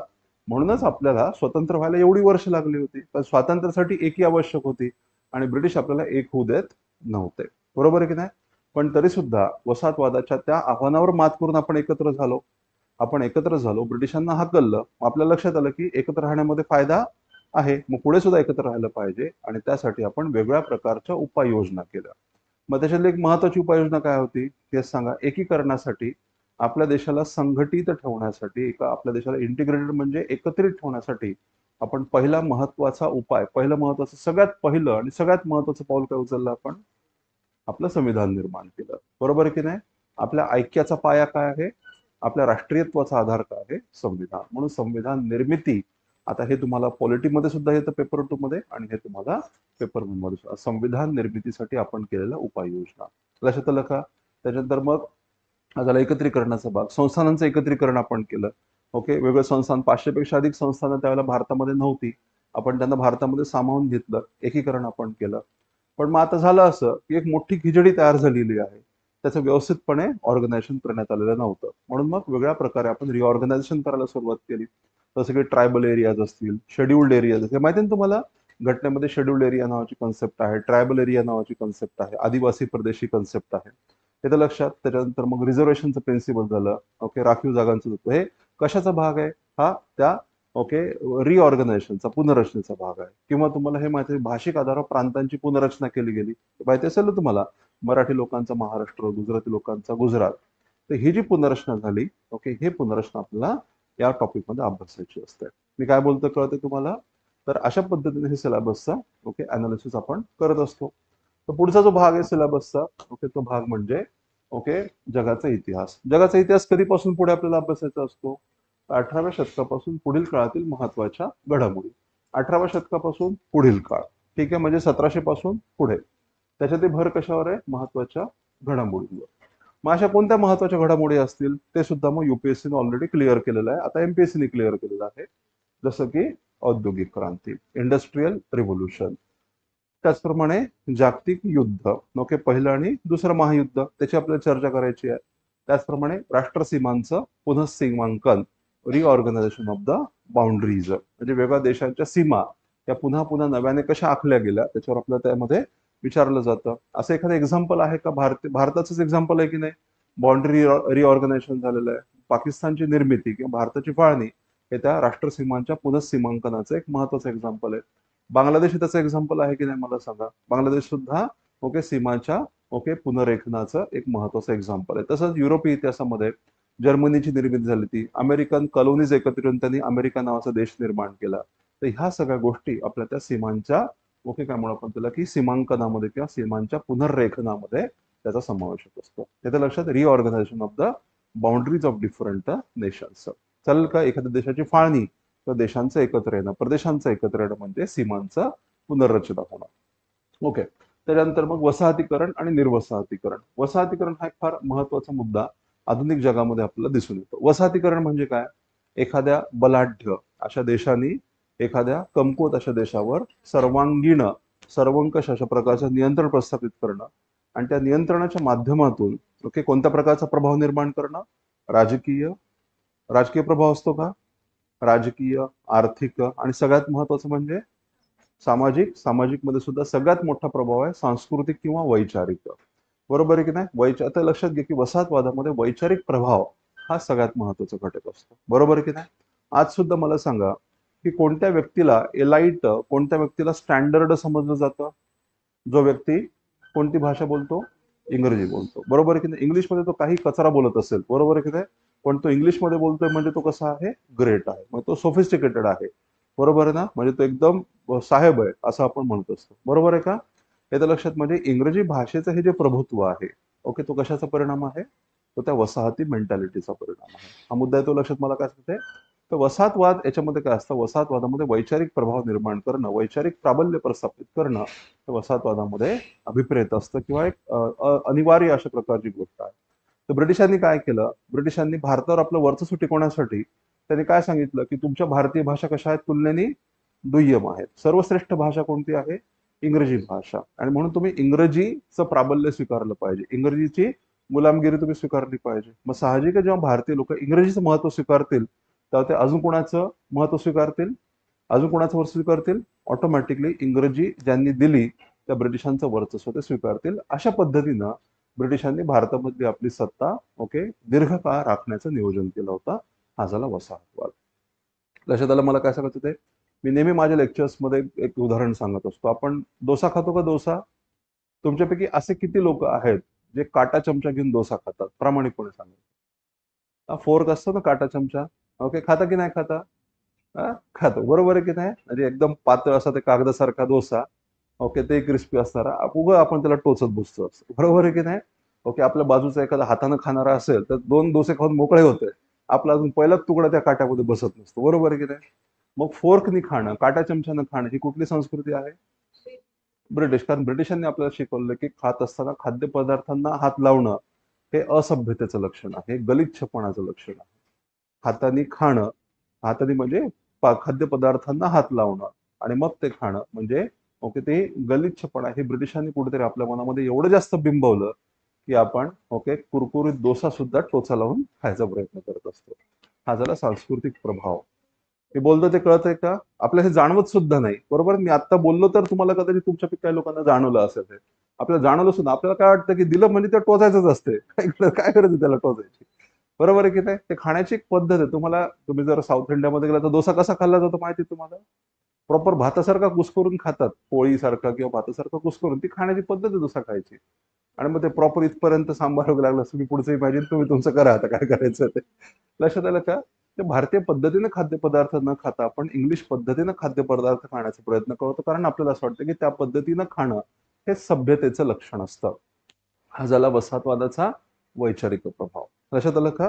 तर या अनुषंगाने आपल्याला या सगळ्या घटकांची चर्चा करायची आहे. तर या माध्यमातून जगामधल्या एका छोट्याशा भूखंडाने, ज्याला आपण युरोप असं म्हणतो, संपूर्ण जगावर प्रभाव निर्माण केला, प्रभुत्व प्रस्थापित केलं आणि त्याच्यातून संपूर्ण जगाचं दीर्घकाळ अशा प्रकारे आर्थिक, सामाजिक, राजकीय शोषण त्यांनी घडवून आणलं आणि त्याच्यामुळे जग हे एककल्ली, एकध्रुवी अशा प्रकारचं जग हे बनलेलं होतं. युरोप सेंट्रिक वर्ल्ड त्या काळात निर्माण झालं होतं, बरोबर आहे की नाही? परंतु 2 महायुद्धांनी युरोपच्या या प्रभुत्वाला धक्का दिला आणि त्याच्यातून जगाची पुनर्रचना झाली आणि या जगाच्या पुनर्रचनेमध्ये महत्वाची घडामोड होती ती म्हणजे निर्वसाहतीकरण. युरोपीय देशांच्या नियंत्रणातून वेगळ्या देशांची मुक्ती व्हायला लागली आणि आजचं जग हे उभं झालेलं आहे. तर ही सगळी प्रोसेस आपल्याला वसाहतीकरण, निर्वसाहतीकरण या घटनाक्रमामध्ये अभ्यासायची असते. लक्षात आलं का? त्याच्यानंतर वेगळ्या प्रकारचे राजकीय दर्शनशास्त्र किंवा तत्वज्ञान, त्याच्यामध्ये साम्यवाद, भांडवलवाद, समाजवाद, त्यांची वेगवेगळी रूपं आणि त्यांचा समाजावर होणारा परिणाम याची चर्चा आपल्याला करायची असते. ते शब्द तुम्ही ऐकले असतील. समाजवाद म्हणजे काय, साम्यवाद म्हणजे काय, हे ऐकलं असेल ना तुम्ही?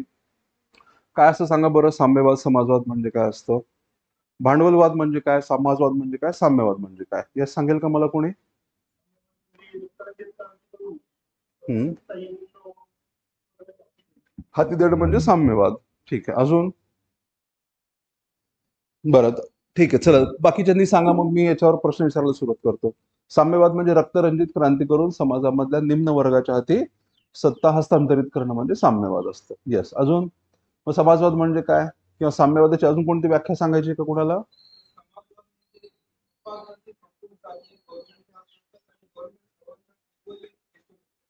त्याला समाजवाद असं म्हणतात. बरं, अजून? मग आता भांडवलवाद म्हणजे काय?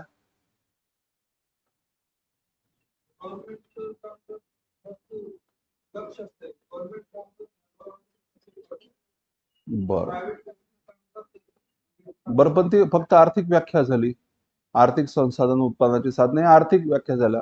आता मला सांगा, कम्युनिझम, सोशलिझम आणि कॅपिटलिझम फक्त इकॉनॉमिक आयडियोलॉजीज आहेत का त्या पॉलिटिकल आयडियोलॉजी सुद्धा आहेत? पॉलिटिकल आयडियोलॉजी सुद्धा आहेत, त्या सोशल आयडियोलॉजी सुद्धा आहेत की नाही? तर त्याचे सामाजिक परिणाम, आता समाजावरील परिणामच विचारल्याचा अर्थ ते सामाजिक विचार सुद्धा आहेत की नाही? मग तुम्ही जे सांगितले ते फक्त आर्थिक घटकापुरतं मर्यादित आहे. लक्षात आलं का? येस.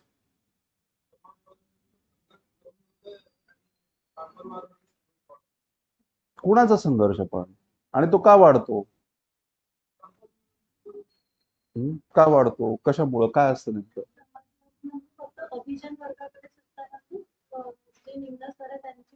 पण मग ते तसं सांगतात की मग मग समाजवाद साम्यवाद वेगळं कसं एकच झालं मग समाजवाद आणि साम्यवाद.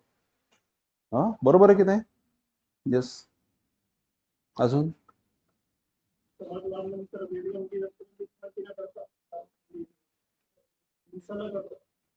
हिंसा न करता निम्न वर्गाच्या हाती सत्ता सोपवणं, असं कोणी सहजासहजी सोडतंय का? कोणी सोडत नाही असं. हा ते कसं शक्य होईल? आता समजा मी भांडवलवादी आहे आणि आता लोकांच्या ती सोपवायची तर मी सहजासहजी देणार आहे का? माझ्याकडे खूप झालं भाऊ, राहू दे अर्ध अर्ध वाटून देऊ. थोडीच होणार आहे. क्रांती करावीच लागणार आहे त्या ठिकाणी, हिंसा करावीच लागणार आहे. मग आता एक गोष्ट समजून घ्या की तुम्ही बरोबर सुद्धा बोललात पण तुम्ही खूप चुकीचं बोललात असं ते आहे. लक्षात आलं का? तुम्ही हे जे केलं ते वेगळ्या प्रकारचे जे सध्या करंट असणारे जे इंटरप्रिटेशन आपण ज्याला म्हणतो ते तुम्ही बघितलंय. पण या संकल्पनांचा मूळ अर्थ काय आहे ते आपल्याला माहिती असणं आवश्यक आहे. तुम्ही जी साम्यवादाची व्याख्या सांगितली ती चूक आहे. ओके, ती कोणत्या साम्यवादाची व्याख्या माहिती का? ती मार्क्स प्रणित साम्यवादाची व्याख्या. साम्यवाद आणि मार्क्स प्रणित साम्यवाद याच्यामध्ये थोडंसं अंतर आहे. साम्यवाद हा मार्क्सवादाच्या आधीपासून आहे, लक्षात घ्या. कळतं का मला काय सांगायचं ते? ओके, साम्यवाद हा विचार खूप आधीपासून आहे. फक्त ते कसं आणायचं हे सांगण्यासाठी मार्क्सने काय विचार मांडले त्याला मार्क्स प्रणित साम्यवाद असं म्हणतात. चालेल का? म्हणून आपल्या मूळ संकल्पनांमध्ये गेलं पाहिजे. बरोबर आहे. आणि मूळ संकल्पना गुगलवर सापडत नाहीत. मूळ संकल्पना पुस्तकातून अध्ययन करून त्याचं चिंतन करूनच तयार होऊ शकतात. लक्षात आलं का? ते समजून घ्या. आता एक लक्षात घ्या. ओके, एक शब्द मी वापरतो रिसोर्सेस म्हणजे संसाधन. मग संसाधनं केवळ आर्थिक असतात का?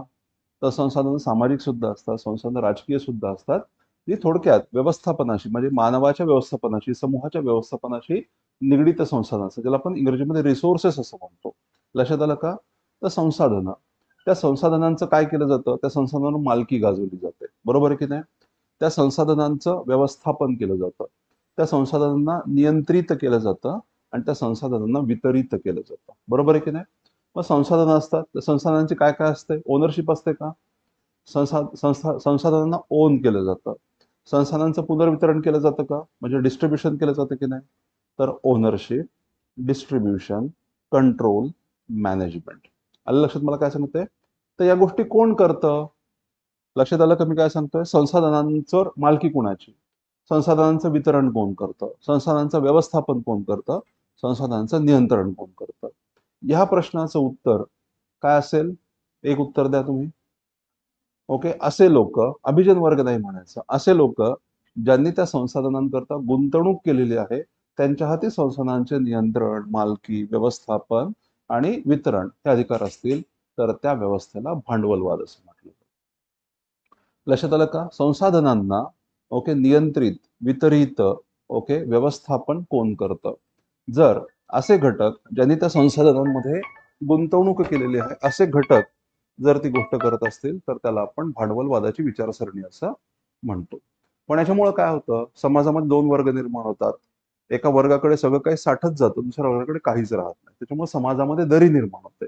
आर्थिक विषमतेची दरी निर्माण होते. त्याच्यामुळे समाजामध्ये काय निर्माण होऊ शकतो? संघर्ष निर्माण होऊ शकतो. आणि तो संघर्ष जर एका टोकाला पोचला तर संपूर्ण समाजाचं अस्तित्व धोक्यामध्ये येतं. आलं की नाही?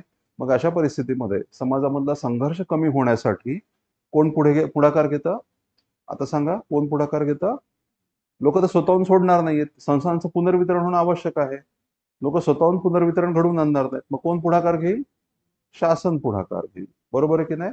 मग जेव्हा संसाधनांची मालकी, वितरण, नियंत्रण, व्यवस्थापन हे लोकनियुक्त शासनाकडे असतं तेव्हा त्या व्यवस्थेला काय म्हणायचं असतं? समाजवाद असं म्हणतात. लक्षात आलं मला काय सांगतो ते? तेव्हा त्या व्यवस्थेला समाजवाद असं म्हटलं जातं. परंतु काळाच्या ओघामध्ये काय होतं की शासनाच्या हाती नियंत्रण आल्यामुळं शासनामध्ये लोकच पुन्हा काय असे वागू पाहतात? मग ते सगळं काही आपल्याकडेच आपल्याच हाती असल्यासारखं वागू पाहतात. त्याच्यातून पुन्हा एक विषम व्यवस्था निर्माण होते की नाही? म्हणजे शासनाशी निगडीत आहात तरच तुम्हाला सगळं काही मिळेल आणि तुम्ही शासनाशी संबंधित नसाल तर तुम्हाला काहीच मिळणार नाही. अशा प्रकारची व्यवस्था निर्माण होते आणि म्हणून पुढचा टप्पा काय आहे? तर शासनाच्या हातून काढून सगळं काही लोकांच्या हाती सोपवलं गेलं पाहिजे. येतं लक्षात? मग ज्या ठिकाणी संसाधनांचं नियंत्रण, व्यवस्थापन, मालकी, ओके वितरण या गोष्टी प्रत्यक्ष लोकांहाती असतात त्या व्यवस्थेला साम्यवाद असं म्हणतात. लक्षात आलं का मी काय सांगतो ते? ओके, मग तुम्हाला व्याख्या कळाली का? सिंपल साधी व्याख्या आहे. संसाधनांची मालकी, नियंत्रण, व्यवस्थापन आणि वितरण या गोष्टी जेव्हा खाजगी गुंतवणूकदारांकडून केल्या जातात तेव्हा त्या व्यवस्थेला भांडवली व्यवस्था असं म्हटलं जातं. जेव्हा शासनाकडून केलं जातं तेव्हा त्याला समाजवाद असं म्हणतात. आणि जेव्हा प्रत्यक्ष लोकांकडून केलं जातं तेव्हा त्याला साम्यवाद असं म्हणतात. आलं का लक्षात? मग या भांडवलवादाकडून साम्यवादाकडे जायचं कसं, त्यासाठी हिंसा किती आवश्यक आहे हे कोणी सांगितलं होतं? हे मार्क्सने सांगितलं होतं. त्याला मार्क्सचा साम्यवाद असं म्हणायचं. आलं लक्षात?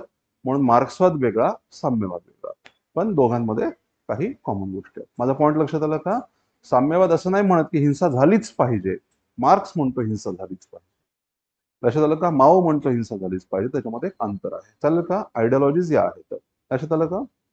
तर मग आपल्याला हे सगळं अभ्यासायचं असतं. भांडवलवाद, मग पुढचा टप्पा समाजवाद, तिसरा टप्पा साम्यवाद. मग त्यांची वेगवेगळी रूपं काय असतात हे सगळं आपल्याला अभ्यासायचं. त्याचे समाजावर काय काय परिणाम होतात या सगळ्या गोष्टींचं अध्ययन आपल्याला या घटकामध्ये करायचं आहे. तर हा झाला आपला सिलेबस. लक्षात आलं का? आता एवढ्या डिटेलमध्ये जो सिलेबस त्यांनी मेन्सला दिलेला आहे तेवढ्या डिटेलमध्ये प्रिलिम्सचा त्यांनी सिलेबस दिलेला आहे का? तर जर आपण मेन्सच्या सिलेबसचं अध्ययन केलं आणि प्रिलिम्सच्या सिलेबसचं जर आपण अध्ययन केलं तर आपल्याला काय दिसतं की प्रिलिम्समध्ये लक्षात घ्या की त्यांनी काय सांगितलेलं आहे, हा प्रिलिम्सचा अभ्यासक्रम आहे. हा प्रिलिम्सचा अभ्यासक्रम आहे. त्याच्यामध्ये एक मुद्दा काय सांगितलेला, भारताचा इतिहास महाराष्ट्राच्या विशेष संदर्भासह आणि भारतीय राष्ट्रीय चळवळ, हा प्रिलिम्सचा सिलेबस त्यांनी दिलेला आहे. आपण जेवढ्या सविस्तरपणे मेन्सचा सिलेबस आहे तेवढा सविस्तर प्रिलिम्सचा सिलेबस आहे का? तेवढा सविस्तर प्रिलिम्सचा सिलेबस नाही. मग आपल्याला काय लक्षात येतं की मग आता प्रिलिम्ससाठी हिस्ट्रीचा अभ्यास जर आपल्याला करायचा आहे तर नेमक्या कोणत्या गोष्टींचा अभ्यास करायचा? तर जर आपण क्वेश्चन पेपरचा अनालिसिस केलं तर आपल्याला हे पॉईंट दिसतात. प्रिलिम्सचा जर विचार केला तर प्राचीन भारताचा इतिहास, मध्ययुगीन भारताचा इतिहास, आधुनिक भारताचा इतिहास, भारतीय राष्ट्रीय चळवळ, आणि या सगळ्या गोष्टींच्या अनुषंगाने महाराष्ट्रामधला संदर्भ. आलं लक्षात? असे टोटल किती मुद्दे झाले मग? ब्रॉडली 4 किंवा टोटल 5 मुद्दे. तर प्रिलिम्समध्ये आपल्याला 5 मुद्दे आहेत, मेन्समध्ये आपल्याला 5 मुद्दे आहेत. लक्षात का? संस्कृती, आधुनिक भारताचा इतिहास, त्याच्यानंतर राष्ट्रीय चळवळ, स्वातंत्र्योत्तर भारत आणि जागतिक इतिहास, हे मेन्सचे 5 मुद्दे झाले. आणि प्राचीन, मध्ययुगीन, आधुनिक, राष्ट्रीय चळवळ आणि महाराष्ट्राचा संदर्भ हे प्रिलिम्सचे 5 मुद्दे झाले. तर ह्या गोष्टींचा अभ्यास करत असताना आपल्याला आता काय करायचं आहे? तर आता मला सांगा की हिस्ट्रीचा अभ्यास करताना आपण कसं केला पाहिजे? प्रिलिम्सचा अभ्यास वेगळा आणि मेन्सचा अभ्यास वेगळा असं असू शकतं का? असं असू शकतं का? असं असू शकतं का? प्रिलिम्स आणि मेन्सचा अभ्यास वेगळा असं असू शकतं का? तर फक्त एक मुद्दा सोडला तर दोन्ही काय म्हणू आपण त्याला की सेम आहे. लक्षात आलं का? फक्त अप्रोच त्याचा थोडासा वेगळा आहे. प्रिलिम्समध्ये जागतिक इतिहास हा मुद्दा दिलेला नाहीये, तर मेन्समध्ये जागतिक इतिहास हा मुद्दा दिलेला आहे. त्याच्यामुळे जेव्हा तुम्ही जगाचा इतिहास अभ्यासणार तेव्हा फक्त मेन्ससाठी अभ्यासणार, पण प्राचीन, मध्ययुगीन आणि आधुनिक भारताच्या इतिहासाचा जेव्हा तुम्ही अभ्यास करणार तेव्हा तुम्हाला प्री आणि मेन्स दोन्हीच्या अनुषंगाने करायचं. त्याच्यामध्ये art, culture, architecture plus polity, society, economy. तर ह्या सगळ्या गोष्टींचा आपल्याला अभ्यास प्री आणि मेन्स दोघांना सुद्धा कॉमन आहे. लक्षात आलं का? मला काय सांगायचं ते फक्त अभ्यास करत असताना एवढं लक्षात ठेवायचं की हा जो पॉईंट त्याच्यामध्ये फॅक्ट मला दिसते म्हणून हा प्रिलिम्ससाठी मुद्दा महत्वाचा आहे आणि याच्यामध्ये अनालिसिस आहे तर हा मुद्दा मेन्ससाठी जास्त महत्वाचा. आलं लक्षात? एवढं सेग्रिगेशन आपण करू शकतो, पण अभ्यास करताना मात्र तो एकत्रपणेच अभ्यास करावा लागतो. लक्षात आलं का? मला काय सांगायचं ते आता जेव्हा आपण हडप्पा संस्कृतीचा अभ्यास करतो तर हडप्पा संस्कृती कशी निर्माण झाली हा मेन्सचा पॉइंट आहे. पण हडप्पा संस्कृतीमधली महत्वाची स्थळं कोणती आणि त्या ठिकाणी त्यांचा शोध कोणी लावला किंवा त्या ठिकाणी कोणत्या वस्तू आढळल्या हा प्रिलिम्सचा पॉइंट आहे. मग मला सांगा की आपण हडप्पा संस्कृती दोनदा अभ्यास करायचा का? एकदाच अभ्यास करायचा. अभ्यास करत असताना कोणी शोध लावला हा प्रिलिम्सचा पॉइंट झाला आणि त्याची निर्मिती कशी झाली, हडप्पा संस्कृती कशी उद्भवाला आली हा मेन्सचा पॉइंट झाला. तर असा आपल्याला इंटिग्रेटेड अभ्यास प्री आणि मेन्सचा करावा लागतो. फक्त जागतिक इतिहास हा असा मुद्दा आहे जो फक्त मेन्सला आहे. त्याचा आपल्याला ऑब्जेक्टिव्ह किंवा फॅक्च्युअल अभ्यास करायची आवश्यकता नाहीये. कन्सेप्च्युअल अभ्यास जरी केला जागतिक इतिहासाचा, ब्रॉड टाइमलाईन्स आपण जर केल्या, त्या डेव्हलपमेंट कशा कशा झाल्या, त्याच्यावर प्रभाव कसा पडला, त्याचे इम्प्लिकेशन्स काय झाले, परिणाम काय झाले, हे बघितलं तरी आपलं काम भागतंय. असं झालं का? तर हे जरा समजून घ्या. तर हिस्ट्री हा जो विषय आहे तो दोन्ही एक्झाम मधल्या दोन्ही टप्प्यांसाठी अत्यंत महत्वाचा आहे. तुम्ही जर प्रिलिम्सचा पॅटर्न बघितला तर तुमच्या असं लक्षात येतं की राज्यसेवा परीक्षेमध्ये प्रत्येक विषयाचे 15-15 क्वेश्चन असतात. माहिती आहे का तुम्हाला? टोटल 7 विषय आहेत. 7 विषयांपैकी 5 विषय हिस्ट्री, जिओग्राफी, पॉलिटी, इकॉनॉमी, अजून कोणता राहिला? एन्व्हायरमेंट नाही, सायन्स. सायन्स हे सोडून द्या. तर हिस्ट्री, जिओग्राफी झालं, हिस्ट्री झालं, जिओग्राफी आणि current affairs. History, geography, polity, economy, current affairs या 5 विषयांचे 15-15 प्रश्न विचारले जातात. बरोबर आहे की नाही. एन्व्हायरमेंटचे 5 प्रश्न असतात आणि सायन्सचे 20 प्रश्न असतात. हा सेट पॅटर्न आहे युपीएससीचा. लक्षात आलं का मला काय सांगायचं ते? हे नेहमी लक्षात ठेवायचं. हिस्ट्रीचे किती असणार आहे? 15. हिस्ट्री, जिओग्राफी, इकॉनॉमी, पॉलिटी आणि करंट अफेअर्स कंपल्सरी 15 प्रश्न. मागच्या 5-6 वर्षांचा कुठलाही पेपर काढून बघा, तुम्हाला हाच पॅटर्न दिसतात. तुमच्या वेळेला सुद्धा पॅटर्न बदलणारा नाही आहे. इतिहासाचे 15, भूगोलाचे 15, अर्थव्यवस्थेचे 15, राज्यव्यवस्थेचे 15 आणि चालू घडामोडींचे 15. त्याच्यानंतर एन्व्हायरमेंटचे 5 आलं लक्षात, आणि विज्ञानाचे 20. असे प्रश्न तुम्हाला विचारले जातील. त्याच्यामध्ये आपल्या सब्जेक्टचा रोल किती आहे मग? 15 क्वेश्चन्स. तर हे 15 क्वेश्चन्स पैकी जर तुम्ही व्यवस्थितपणे अभ्यास केला तर 15 पैकी तुमचे 12-13 पर्यंत निश्चितपणे बरोबर येतात. म्हणजे तुम्हाला जर 24 एक मार्क जर पडले तर कट ऑफ हा साधारणतः 100, 115, 120 असं आपण पकडूयात. तर 120 पैकी तुम्ही जवळपास 24 ते 26 मार्कांपर्यंत पोहोचू शकता आणि निश्चितपणे त्याच्यामुळे हा विषय महत्वाचा आहे. लक्षात आलं का? म्हणजे कुठलाही 4 ते 5 विषय, 7 पैकी 4 विषयांवर तुमची चांगली कमांड असेल तरी तुम्हाला यश मिळू शकतं आणि त्याच्यामध्ये हा एक विषय असू शकतो.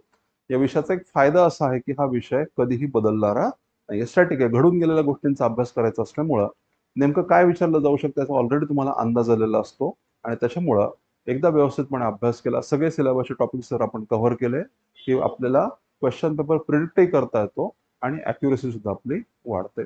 चालू घडामोडींसारखे विषय असतात, अर्थव्यवस्थेसारखे विषय असतात, त्याच्यामध्ये करंटचा भाग मोठ्या प्रमाणामध्ये आहे. बरोबर आहे की नाही? मग आपल्याला काय विचारलं जाईल हे माहितच नाही त्या विषयांच्या बाबतीमध्ये. अर्थव्यवस्थेमध्ये जर बेसिक काय म्हणू आपण त्याला की नॉलेजचा किंवा बेसिक कन्सेप्टचा भाग जर सोडला तर बाकी मग त्या चालू घडामोडींचा भाग असतो, आंतरराष्ट्रीय संघटना असतात, त्याचा अभ्यास करण्यासाठी तुम्हाला विशेष प्रयत्न करावे लागतील. पण हिस्ट्रीचा किंवा पॉलिटिक्सही तसंच आहे किंवा एन्व्हायरमेंटचं मुख्यत्वे तसं आहे. एन्व्हायरमेंटमध्ये सुद्धा ओके सध्याच्या काळामध्ये घडामोडीचा रेफरन्स मोठ्या प्रमाणामध्ये दिला जातो. एन्व्हायरमेंटचं तसंच आहे. ओके, ही गोष्ट. आणि युपीएससीचा जर आपण तर टेक्नॉलॉजीचा भाग सुद्धा तसंच असतो. तो प्रामुख्याने करंट बेस्ड असतो. एमपीएससी अजून सुद्धा जनरल सायन्सवर भर देते. एक चांगली गोष्ट आपल्यासाठी. पण इतिहासाचा आहे कन्व्हेन्शनल भागावर जास्तीत जास्त भर आहे. त्याच्यामुळे एकदा का व्यवस्थितपणे अभ्यास आपण केला की मग इतिहासावर एक चांगली कमांड आपल्याला येते. मेन्सचा जर विचार केला तर युपीएससीच्या पेपरमध्ये साधारण 85 ते 95 मार्कांचे क्वेश्चन्स हे मेन्समध्ये विचारले जातात. त्याच्यामुळं पेपर 1 मध्ये 250 पैकी 100 सहजपणे क्रॉस करणं आपल्याला जमतं. तर हिस्ट्रीवर आपली चांगली कमांड असेल तर चालेल का? त्याच्यामुळे या विषयाचा अभ्यास आपल्याला व्यवस्थितपणे करायचा आहे. प्री आणि मेन्स या दोन्ही टप्प्यांमध्ये हा विषय महत्वाचा आहे. वर्ल्ड हिस्ट्री जर सोडलं तर दोन्ही घटकांमध्ये कॉमन घटक आहेत. फक्त ऑब्जेक्टिव्ह आणि सब्जेक्टिव्ह असा एवढा फरक आहे. तो व्यवस्थितपणे जर आपण दोन्ही पद्धतीने अभ्यास केला तर हा विषय निश्चितपणे एक्झाम मध्ये आपल्याला सक्सेस देतो. चालेल का? यस. कोणाच्या मनात काही शंका असेल तर विचारू शकता. कोणाच्या मनात काही प्रश्न आहेत? चालेल. बाकी सोर्सेस वगैरे काय वाचायचे ते आपण एकदा क्लास नंतर बोलूयात. बरोबर. हा प्रश्न एक असतो मनामध्ये, पण माझं म्हणणं आहे की आत्ता तुम्ही त्याच्या मागे लागू नका. ओके, कुठलं एक बेसिक एनसीईआरटी असेल किंवा आपलं राज्य मंडळाचं पुस्तक असेल तर ते तुम्ही स्टेट बोर्डाचं पुस्तक ते तुम्ही वाचायला सुरुवात करा आणि जसं पुढे जाऊ तसं तुमच्या लक्षात येईल की कोणतं पुस्तक महत्वाचं आहे किंवा पुस्तकं स्किप करून फक्त क्लास नोट्सवर आपल्याला रिलाय राहता येईल का, हे एकदा तुमच्या लक्षात आलं की मग सोर्सेसचा मुद्दा तुमचा सुटेल लक्षात. चालेल का? येस. चालेल. थांबूयात आपण. ओके.